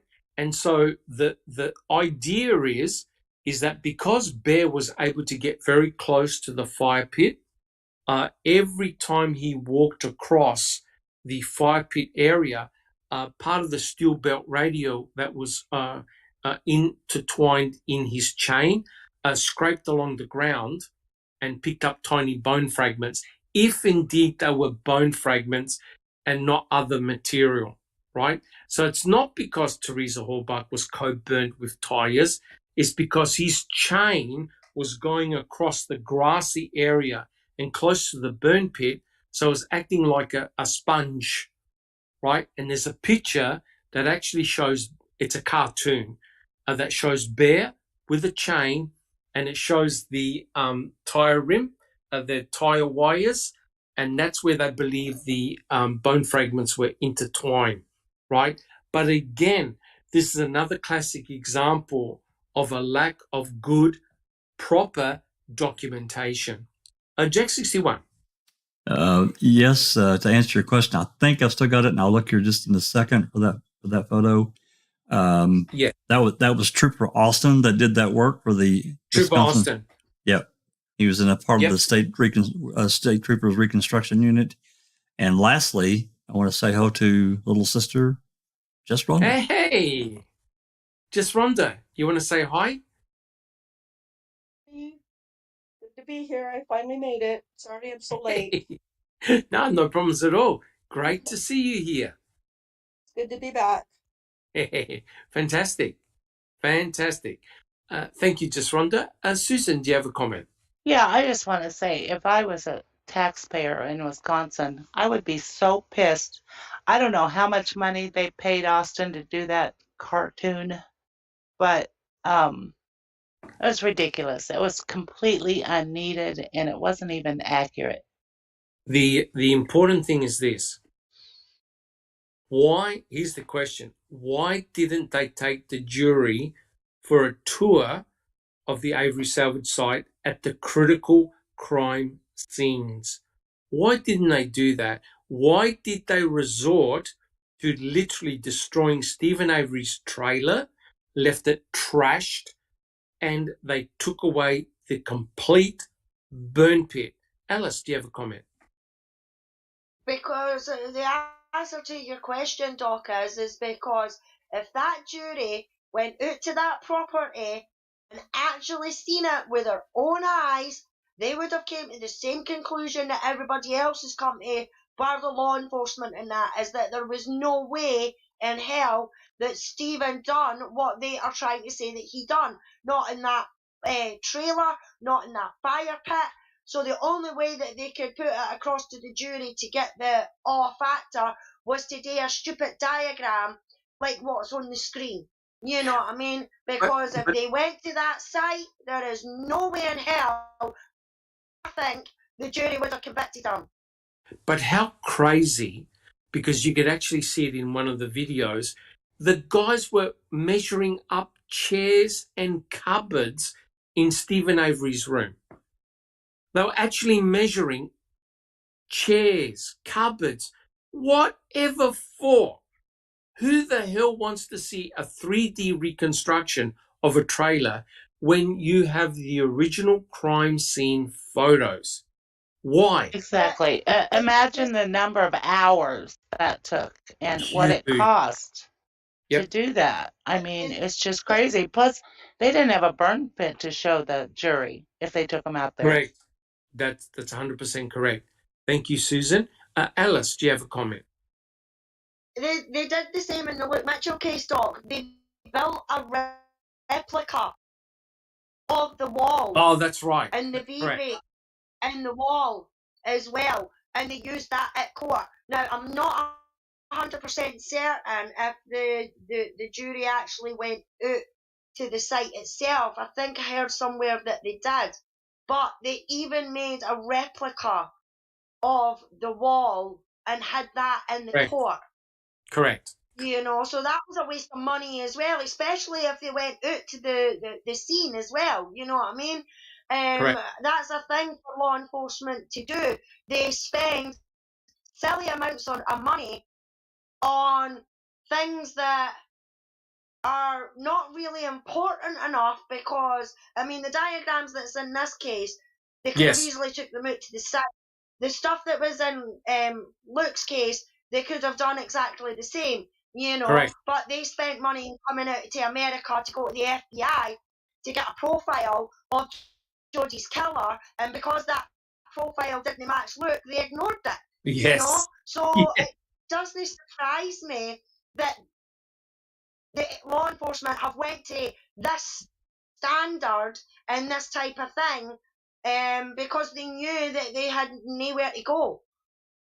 Correct. 100% correct. And if I could just jump in a second, Jack 61 has got a picture on the screen that shows the dog and the tire cords which are hooked in his dog chain. So potentially that could have been like a broom. So because you got wires, if a bear is walking across the grass, approaching the burn pit. Now, don't forget that Stephen Avery has burnt food, animals, right? Chickens, deer, who knows? Steaks. You're going to have bones. You're going to have bone fragments. Who in the hell believes that they come from Teresa Halbach, right? They need to be collected, they need to be photographed, and they need to be tested, right? But that's an excellent photo or picture that actually shows that bear did indeed have his chain intertwined with tire cords.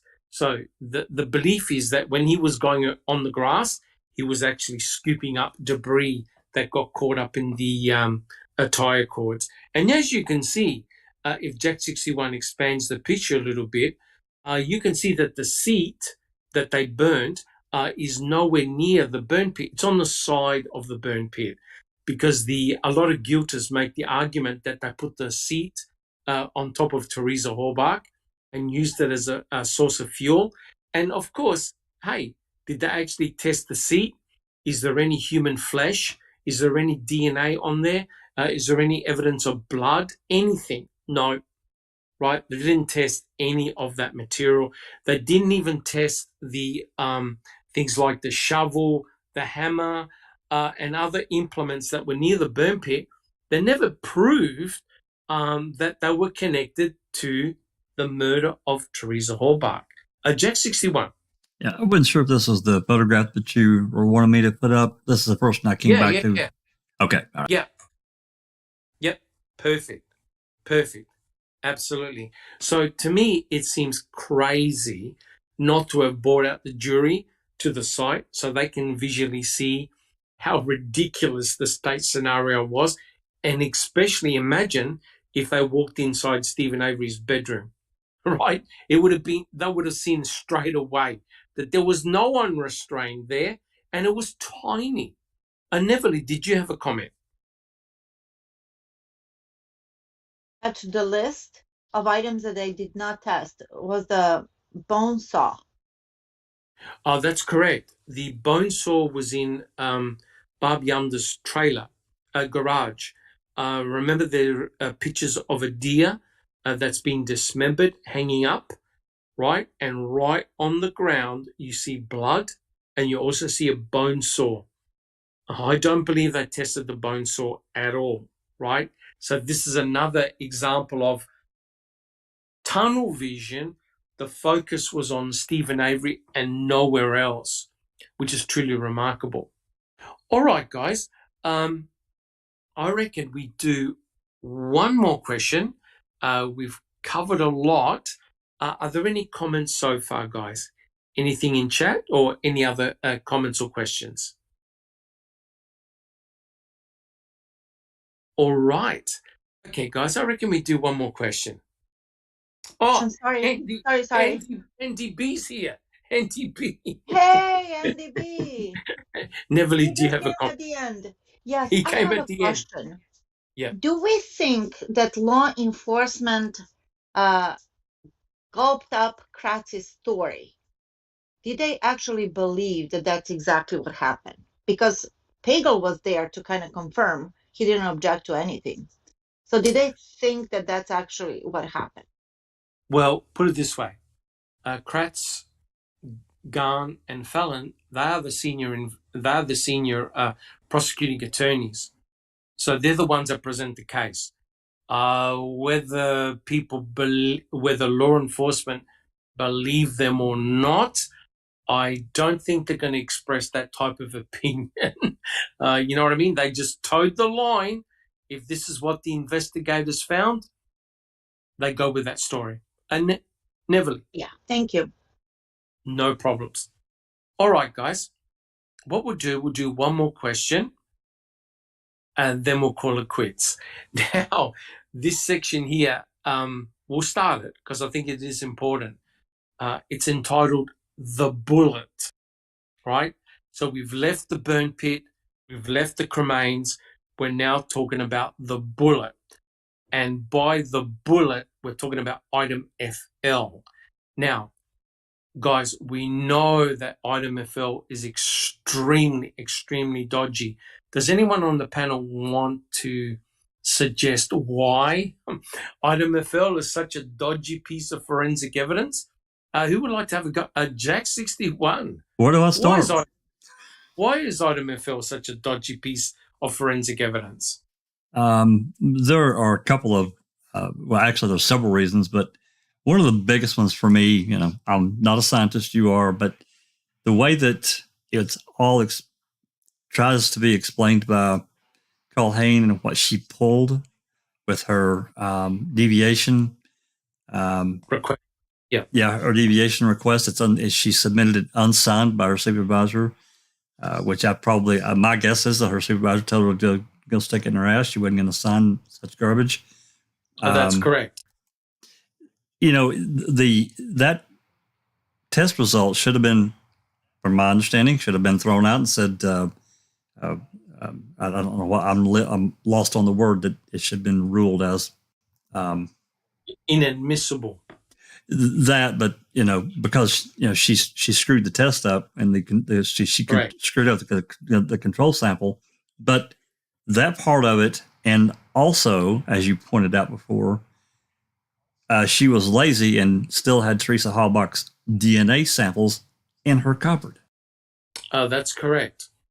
That's correct. 100% correct. Neville, do you have a comment? I think that item FL should have been kicked out from the get-go because Sherry Culhane received orders from Fassbender, correct, telling her to put Teresa either in the house, trailer, or the garage. Therefore, that was a biased. Well, yeah, she's a compromised lab tech who, remember, did all the swabbing, and she put up her hand to say, I want to be the leading laboratory technician here and do all the DNA testing and swabbing of both the Toyota RAV4 and also Stephen Avery's Pontiac Grand Am. She put her hand up. Susan, do you have a comment? And just the fact that there's wood and paint on that bullet pretty much seals the deal for me that it's a fake. Correct. Item FL turned out to be very embarrassing for the state. Now, we all know the story of how Item FL got found when Fassbender and Wiegert were interrogating Brendan Dassey. Wiegert and Fassbender were coming up with all these suggestions of what they did to Teresa's head. And Brendan came up with about 3 or 4 different things, punched her, choked her, cut off her hair, did all these things. But Brendan Dassey never said, we shot her in the head. And Wiegert got very, very frustrated, and he directly said to Brendan, who shot her in the head? And Brendan said, well, Stephen. Fassbender asked Brendan, well, why didn't you tell us? And Brendan said, because I couldn't think of it. Now, no one is going to forget the horrible sight of seeing someone being shot at least twice in the head and potentially shooting someone 11 times. Brendan Dassey had no idea about any shooting scenario. Neville, do you have a comment? Haggis in the chat has a comment or a question. She says, do you think the waxy substance they found on item FL was from Teresa's lip balm and that's how her DNA got on it? No, definitely not. The wax that was found on the bullet is not due to lip balm. So what happens is when a bullet is forensically examined, it's held in place using wax. So what they do is they keep the bullet in situ by using wax, and then they examine the bullet under a microscope, etc., etc. So that wax itself is not from lip balm, but from standard forensic testing of a bullet. That was a throwaway line by Kathleen Zellner, and she probably regrets actually saying it, because the guilters, they love that comment. They call her chapstick. I think Ken Kratz called her chapstick Susie, which is incredible show of disrespect. No, that wax definitely would have come from the ballistics wax that holds a bullet in situ. And when you think about it, Dr. Chris Palanek could have tested the wax. They can do forensic examination of the wax and determine where it actually came from. So in my belief, the wax didn't come from lip balm. It's from normal handling of a bullet under forensic examination. Neverly. Palanik was so impressive to me, and I'm sure to other people as well. The level of his professionalism, also knowledge, experience, and education. And what blew me away is when he said that the substance on the item FL was actually wood. And he said, with further testing, I can even tell you what kind of wood. I was like, oh, wow. That is really something. That's 100% correct. And that's why the guilters say, oh, yeah, it had wood in it. But, Dr. Palanek said he had to do further investigation, blah, blah, blah. That further investigation was exactly what Neville just said. He could have actually told you the species of the wood where it came from. That's how good his microanalysis is. He could have determined where the wood came from. And by the way, guys, Stephen Avery's garage was wood, right?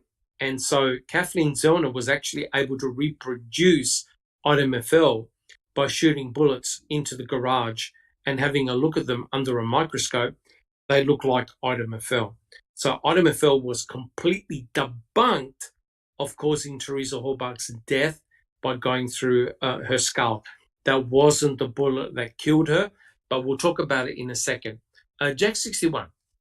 Yeah, T1's left a good comment here. It says, Fassbender's message to SC was sent to her on November 9 of 2005, very early in the case. But SC didn't put TH in the house or garage until March of 2006. Why? I believe Doc always answers this one. Well, the thing is that they never had item FL till much later, but they certainly had the key. So in part, Cherie Cohen was able to satisfy what Fassbender had asked her to do. So by the key, they found, of course, Stephen Avery's only genomic DNA on that key, but the key allegedly belonged to Teresa Halbach. So in essence, Cherie Cohen was able to place Teresa Halbach indirectly inside Stephen Avery's trailer because there was no genomic DNA, blood, tissue, fiber, nothing pertaining to Teresa Halbach in Stephen Avery's trailer. Item FL got found because they researched the garage on March the 2nd, right? And when they discovered the so-called magic bullet, item FL, they found it underneath a compressor, green compressor. But the problem is, right, is that there are photographs which were taken the very first time the garage was searched. You can't see any bullets anywhere, right? So it's rather ridiculous that the crime scene laboratory and other searchers were searching for items of forensic value and they didn't find item FL after Brendan Dassey agreed with Wiegert that she was shot in the head.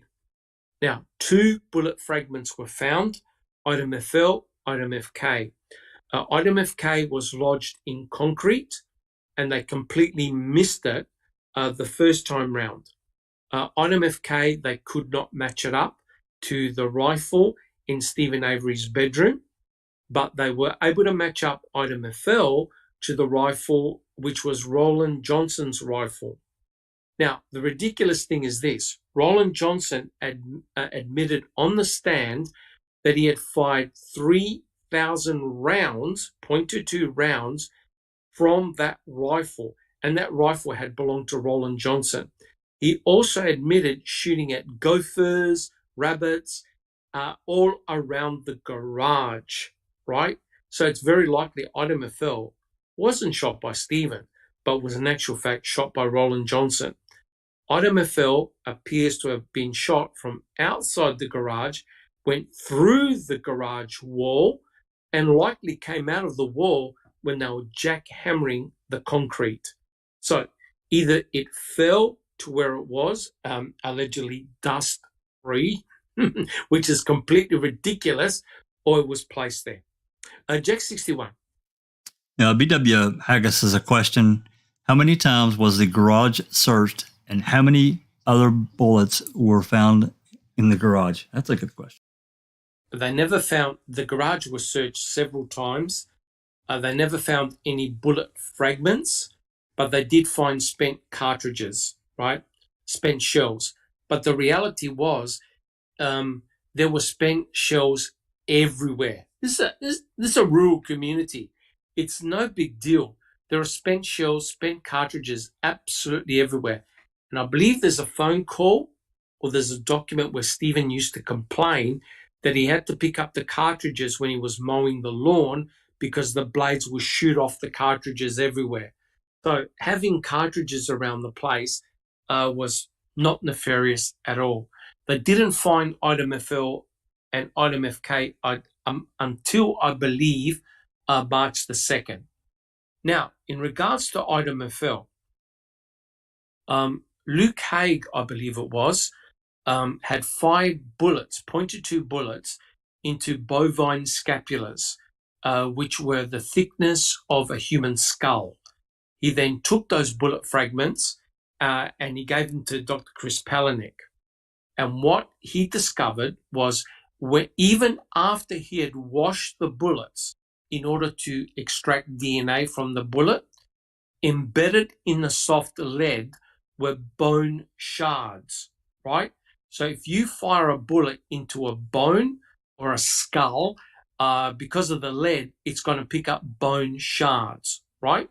So Luke Haig proved that if you shoot a .22 bullet into bone, the thickness of skull, you're going to leave bone shards, right? Now, the problem is when they examined item FL under the microscope, they didn't find any bone shards because you can determine it by biochemically, and they used a spectrophotometer in order to look for things like calcium and phosphorus.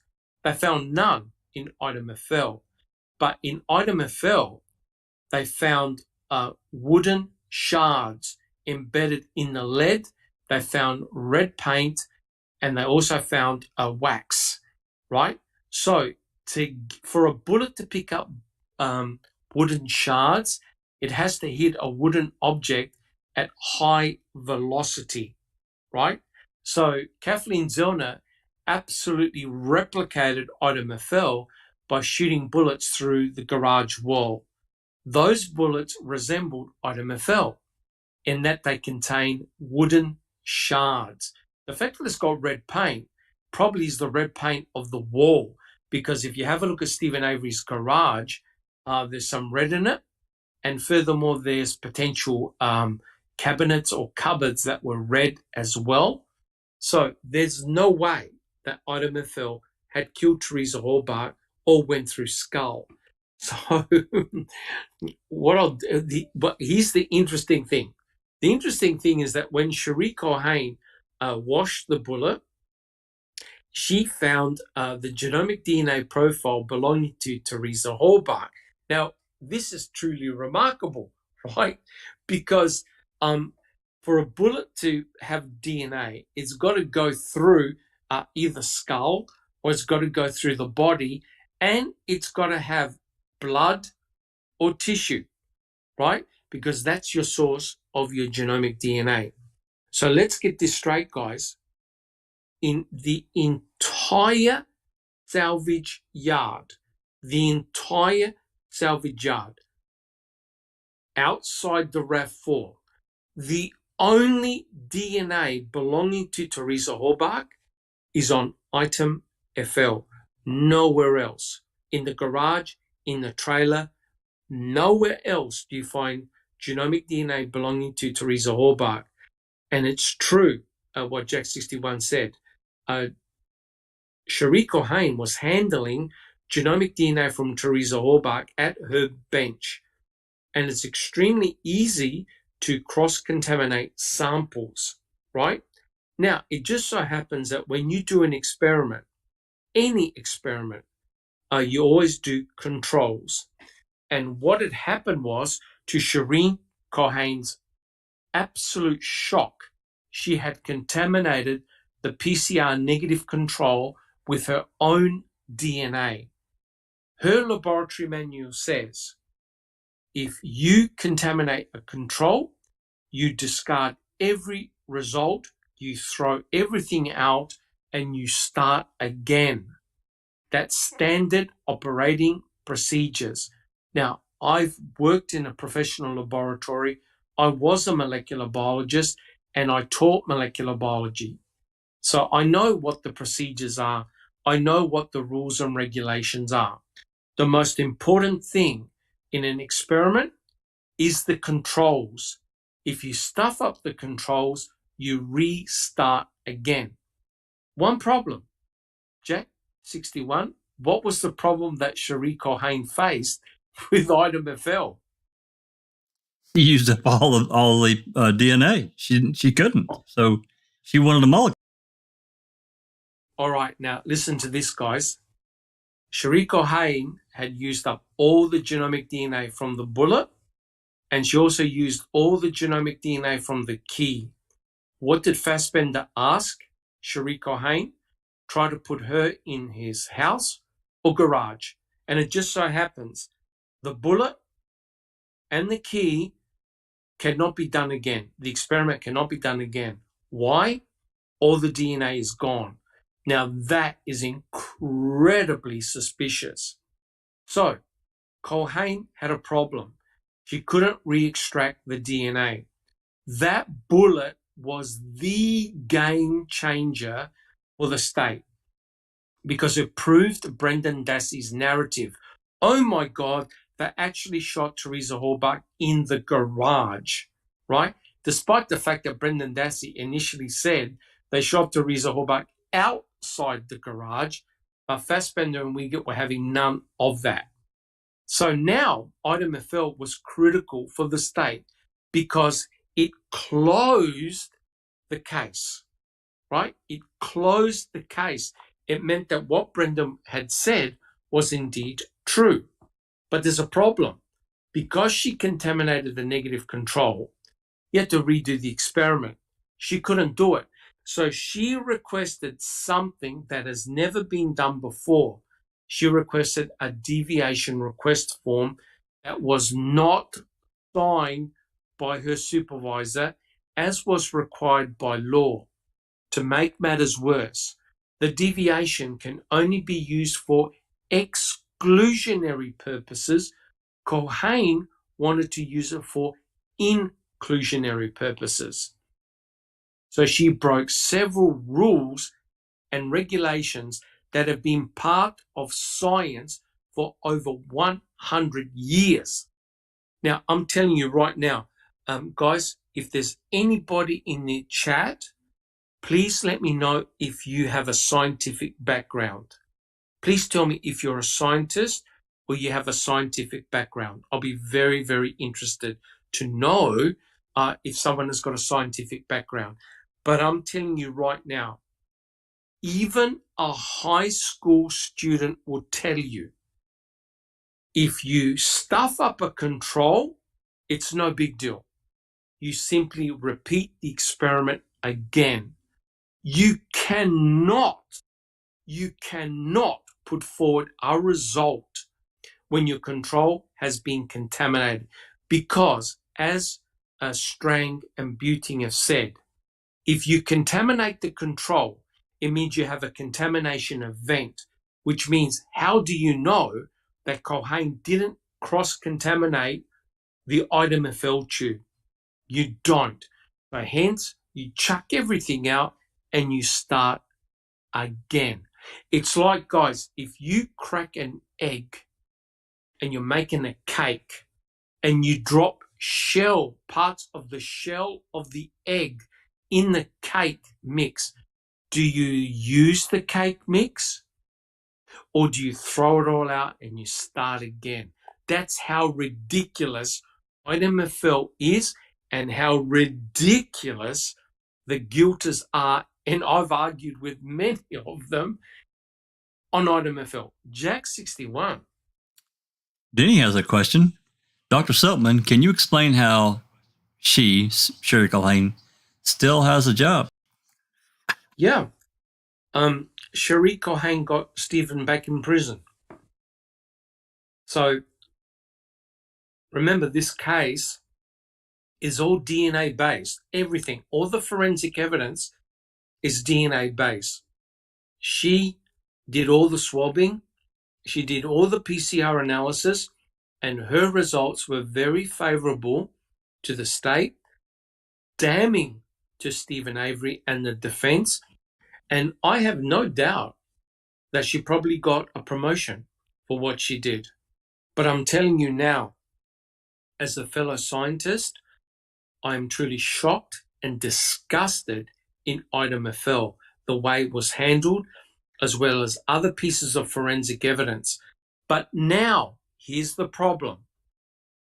How does the state explain how a bullet went through a human body? Not skull, it definitely didn't go through bone. How can a bullet go through a human body, have no blood, tissue, or any other residue on it, and then hit a wooden wall at high velocity such that wooden shards are embedded in it and red paint? Because that's an incredibly bouncing bullet that went through a human body, bounced and hit a wall at high velocity and then fell to the ground. That, my friends, is another Pam of God moment. It's not going to happen, right? So Kathleen Zellner debunked item-FL. Dr. Chris Palanek destroyed item-FL. However, in court, item-FL was used to convince the jury that Stephen and Brendan had killed Teresa Horbach. Yet today they backpedal from item-FL because they know forensically it's useless. And I'm afraid, correct me if I'm wrong, Jack 61 and other panel members, I don't believe Kathleen Zellner can now put forward item-FL anymore. Is that correct, guys? If she drops her current 97406 motion, no, she cannot. So we'll see. Yep. So the actual piece of forensic evidence to me that was proof positive of shenanigans can now not be put forward anymore, which is a true shocking disgrace. Jack 61. Talking about the bullet, we can't not talk about the key and how Kratz approached it. I've bitched about it probably as much or more than anyone on our lives, is how he, after he discovered with the cross examination that Buting and Strang did with these officers about finding that key. Correct. Kratz starts backpedaling in his closing and basically says, "Can't we just set the key aside, even if it was planted?" And I'm thinking, we all were. Well, we read this way back. Are you kidding? You've had these officers up here testifying about finding this key that had only Stephen's DNA on it, and now you want us to forget about it? Are you fucking kidding me? That's correct. So Ken Kratz, in essence, said, look, in not so many words, he knew the key was planted. He absolutely knew. He could not. Honestly, no one can believe Colburn's the way he found the key. The fact that he shook the living life out of a cabinet that did nothing to him. Because remember, he shook it so hard that the back of the cabinet actually came off for the key to magically do a 360 and go round the corner and fall, and no one heard it. Susan, do you have a comment? Those playboys were just so upsetting. Poor guy. No, but I hate to be crude here, but I think he got offended by Stephen Avery's and Jodie's genitalia. Well, to add to all that, guys, and somebody they're the explicit photographs. Right. Somebody correct me if I'm wrong, but generally when officers search someone's residence, they leave it destroyed. They don't put shit back. They just don't. Correct. And so he had to justify, well, I had to put all the folders back in the cupboard, and I was so upset that I shoved them in until the point he actually broke the cabinet, right? So, but here's the problem, guys. We know that the key has got Stephen Avery's DNA on it. So if the key is planted, go back one step. Where do they get the genomic DNA to put on that key? And there's one person who had access to Stephen Avery's genomic DNA. Anyone want to hazard a guess? Well, I'm just going to throw a name out there we've rarely talked about, and that's Sherry Culhane. Correct. In 2003, from item W, which was a buccal swab, she had isolated Stephen Avery's genomic DNA, and she also had a full 15 out of 15 genomic DNA profile of Stephen in 2003. So, yep, the crime lab had Stephen's genomic DNA in the laboratory. I'll leave it at that. Well, look, guys, I know we've gone on, jeepers, I think nearly 3 hours or close to 3 hours or something like that. Why don't we leave item FL till next week in terms of the questions?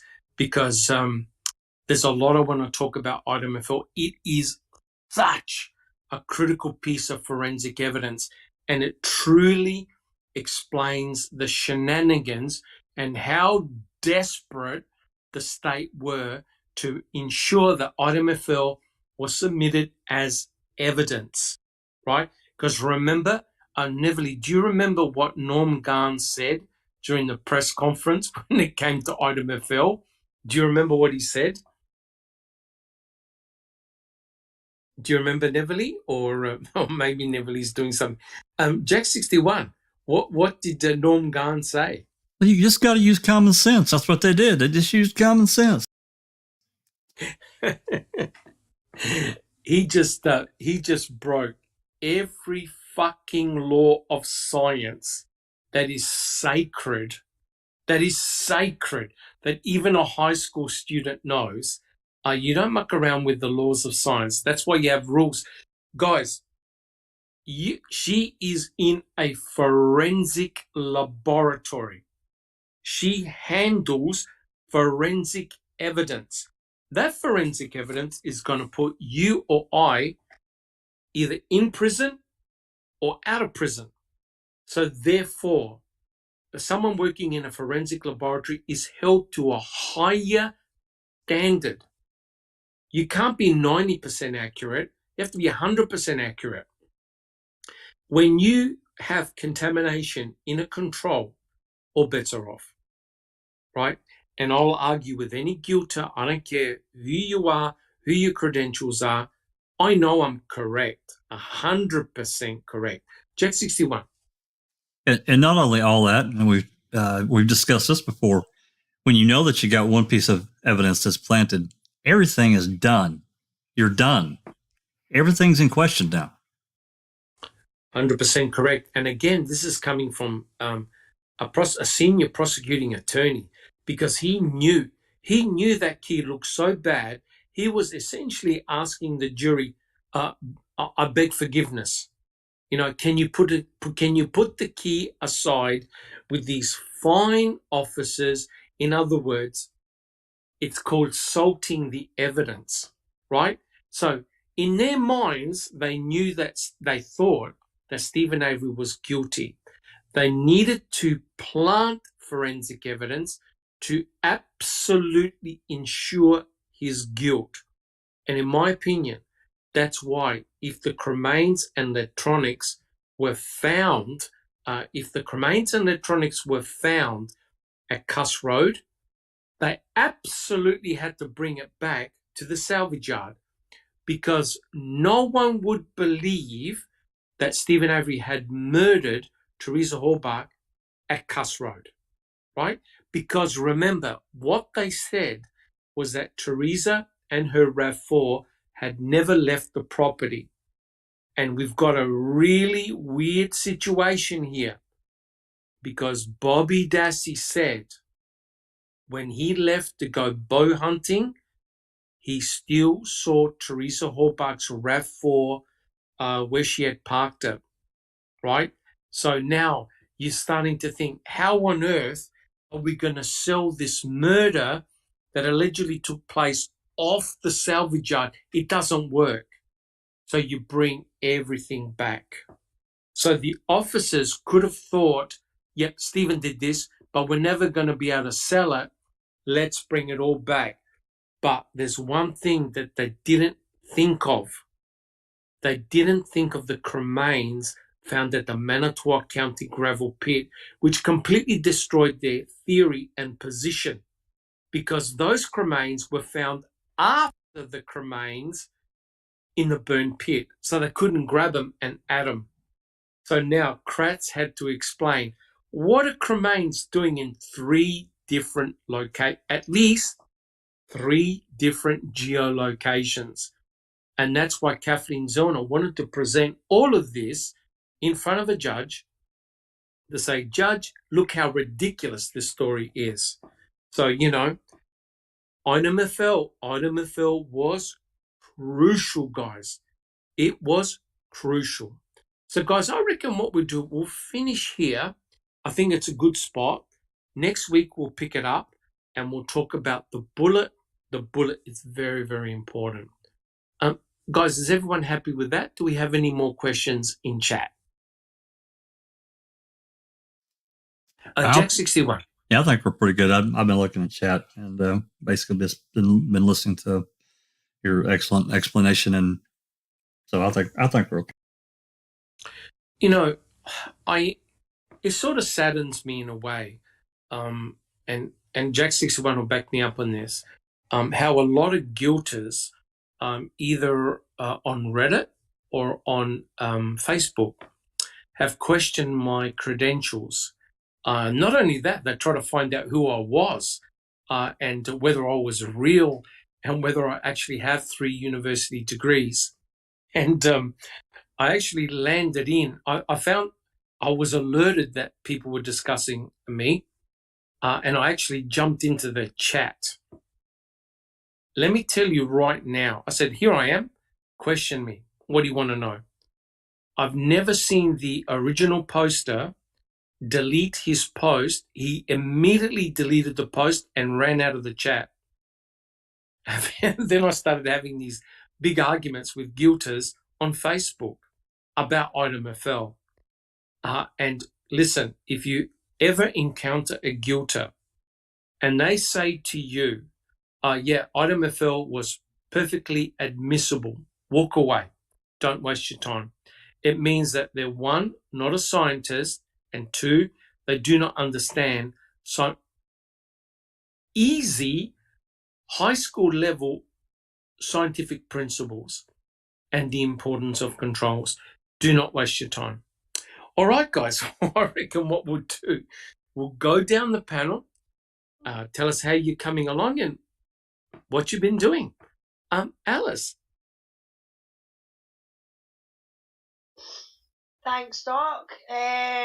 Just I've been following the Johnny Depp and Amber Heard trial for the last 3 weeks, and it has completely consumed my days from Monday to Thursday. It has been fascinating. Just what's been coming out, the lies, the amount of lies that woman has told is unbelievable. Now, I'm against any kind of domestic violence talk, any kind whatsoever. Yes. But everything that yes. I've seen and heard, the only one that was the abuser in that relationship was Amber Heard. That's shocking. Physically, physically, emotionally, verbally. She's the one that has been the aggressor, the violent one. He would try and leave the room and everything like that, and she even said herself that makes her worse. So then she would start physical fights. So the secret's out that she is going to be on trial. She's going to be on the stand this week. Oh God. Yeah. Shall we cancel next week's podcast? Open Mind, Crime Theory Exchange, reading with Uncle Ken. Yeah, well, no, because I'll need something to be occupied over the weekend, because they're going to be taking a week's break for some reason. I think it's because they're going to be dealing with other cases, normal cases like proper criminals and things like that. Oh, really? So for some reason, they're stopping the trial for a week, but that's not until the following week. So we're going to have, I think it's another 3 witnesses, Johnny Depp. Yes. On Monday morning, and then hopefully when they come back after their hour lunch break on Monday afternoon, it'll be her on the stand. So I guarantee you, all the channels that have been streaming it, I'll double their intake in viewers, because I'd love to see how she's going to try and worm her way out of this, because she said that she was held hostage for 3 days and she had a broken nose and she had a broken ribs and everything like that, but no x-rays or anything like that to back it up, Doc, so I'd just like to see how it's going to be handled. So that's going to be me occupied for the next 3-4 weeks. Awesome. All jokes aside, the sad fact is that men do abuse women, and now we're finding out women can also do the same to men. And but it's not only that as well, Doc. She's an ambassador for women's rights, and she came out and she told these stories for women with women's groups and everything like that. And she has put the movement back at least 50 years, maybe, because it's now going to be the fact that because she's lied so much about the domestic violence situation, true victims are going to maybe not want to come forward now, because they're going to think, because of what she's done, the lies, they're not going to get believed now, Plus, men who are being assaulted by their partners are maybe not going to come out now either, you know what I mean? But I'm just hoping it's going to be the opposite to that, whether Johnny wins or whether he doesn't win, I hope that male victims of domestic violence see somebody like Johnny Depp coming out and saying, yes, I was a victim, having a victim of domestic violence, and hopefully that'll give them that wee bit more courage to actually come forward and say what they're going through.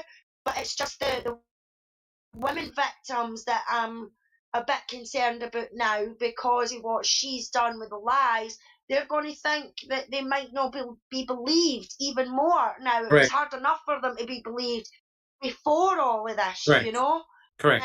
So I think it's going to be detrimental to women of domestic violence right now than it is a bit for the men, as I say, because I think they might take courage with what Johnny's done, but the women are just going to go back into their shell and not be maybe not thinking that they're going to get believed because of what she's done now, you know, and that's the only reason why I'm following this case stock, is because I don't agree with the lies that this woman has told just to gain from misery, in a sense, you know, to catapult her career and everything like that. So that's my strong views on it. It's the poor, real victims of domestic violence that I feel sorry for right now at the moment, you know. And please, if anybody's listening to this podcast who is going through domestic violence, whether you're male or female, please tell somebody, call somebody, let them know, and just know that you're not alone out there. There is loads of people that are going through the same thing as you. Just try and have that courage to speak up and step up and tell somebody, please. Correct. Thank you so much, Alice. Yeah, it's you know, if I could just make the comment, it is indeed very sad. If I'm telling you right now, if a male in today's society, if a male is accused of domestic violence, any form of sexual abuse, any form of pedophilia, even just mention, your career is gone. You are effectively destroyed. So if you're going to make accusations like that, shame on you if you lie about it. It's shocking. There are no winners in this situation. Okay. I don't recall. How about yourself? Well, I've been keeping busy with my cases at work. We have had a lot of evictions in our area. And then working on Daniel's case a little bit here and there when I can, and keeping up on this case through the podcasts. So that's what I've been doing. Fantastic. Thank you so much. I don't recall. Appreciate you being on the panel. Susan. Yes. I just wanted to mention I put some new merch in the shop this week. Yes. Zoe came up with a beautiful design, and it's Reform Our Just Us system. It's really nice. Check it out. Yes, I get notification every time there's a new item. Yeah, I'm wearing my shirt at the moment. Love it. Awesome. Absolutely. I love mine too. Yeah. Thank you so much, Susan. You bet. Much appreciated. Thank you. Jack 61. Well, Doc, I really haven't done anything at all. I never send open records request. You want me to pop this list up on the screen for just a brief moment and go through it quickly? Yes. Right. Just one.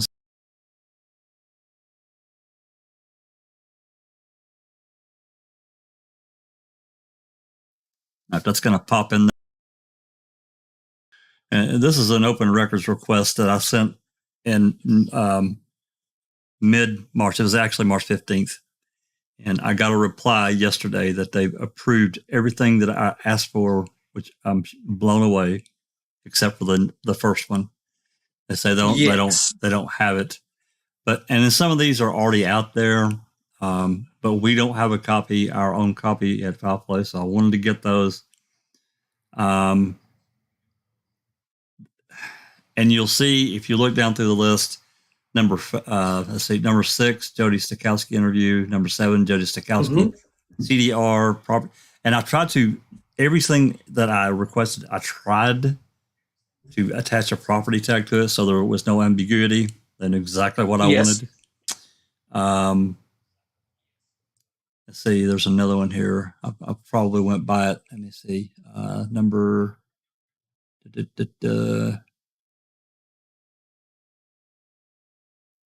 The 3 microcassettes property tag is number 13.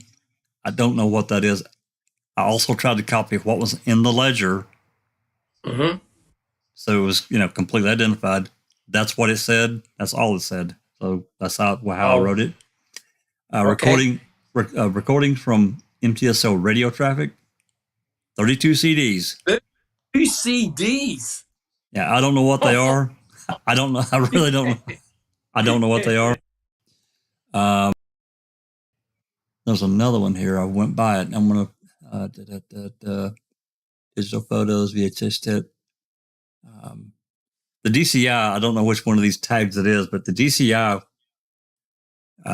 went up and did their own Flyover videos on the 6th and I think the 7th or the 8th.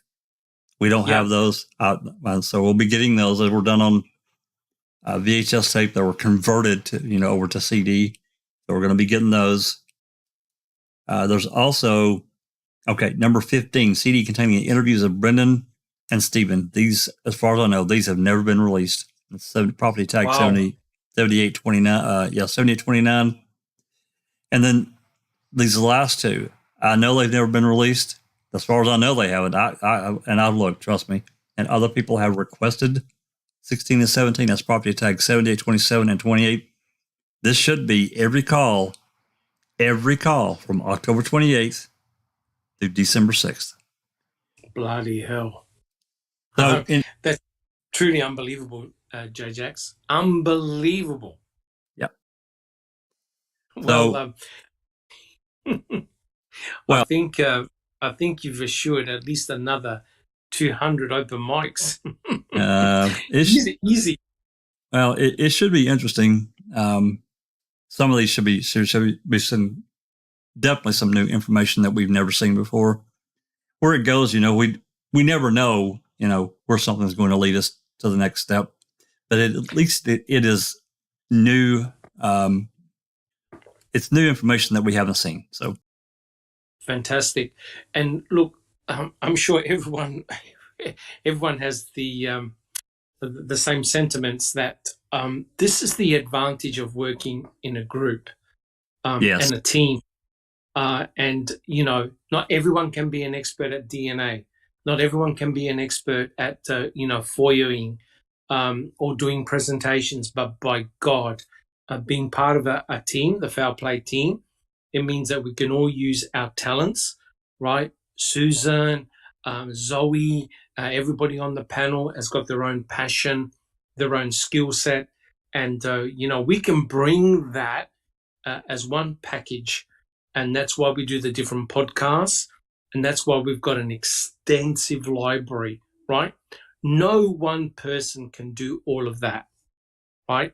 And that's why we have the great advantage of a team approach. And, your work and also the work done by Sunshine Christina in getting a lot of these FOIA documents is Yours, Rookie, Seeking.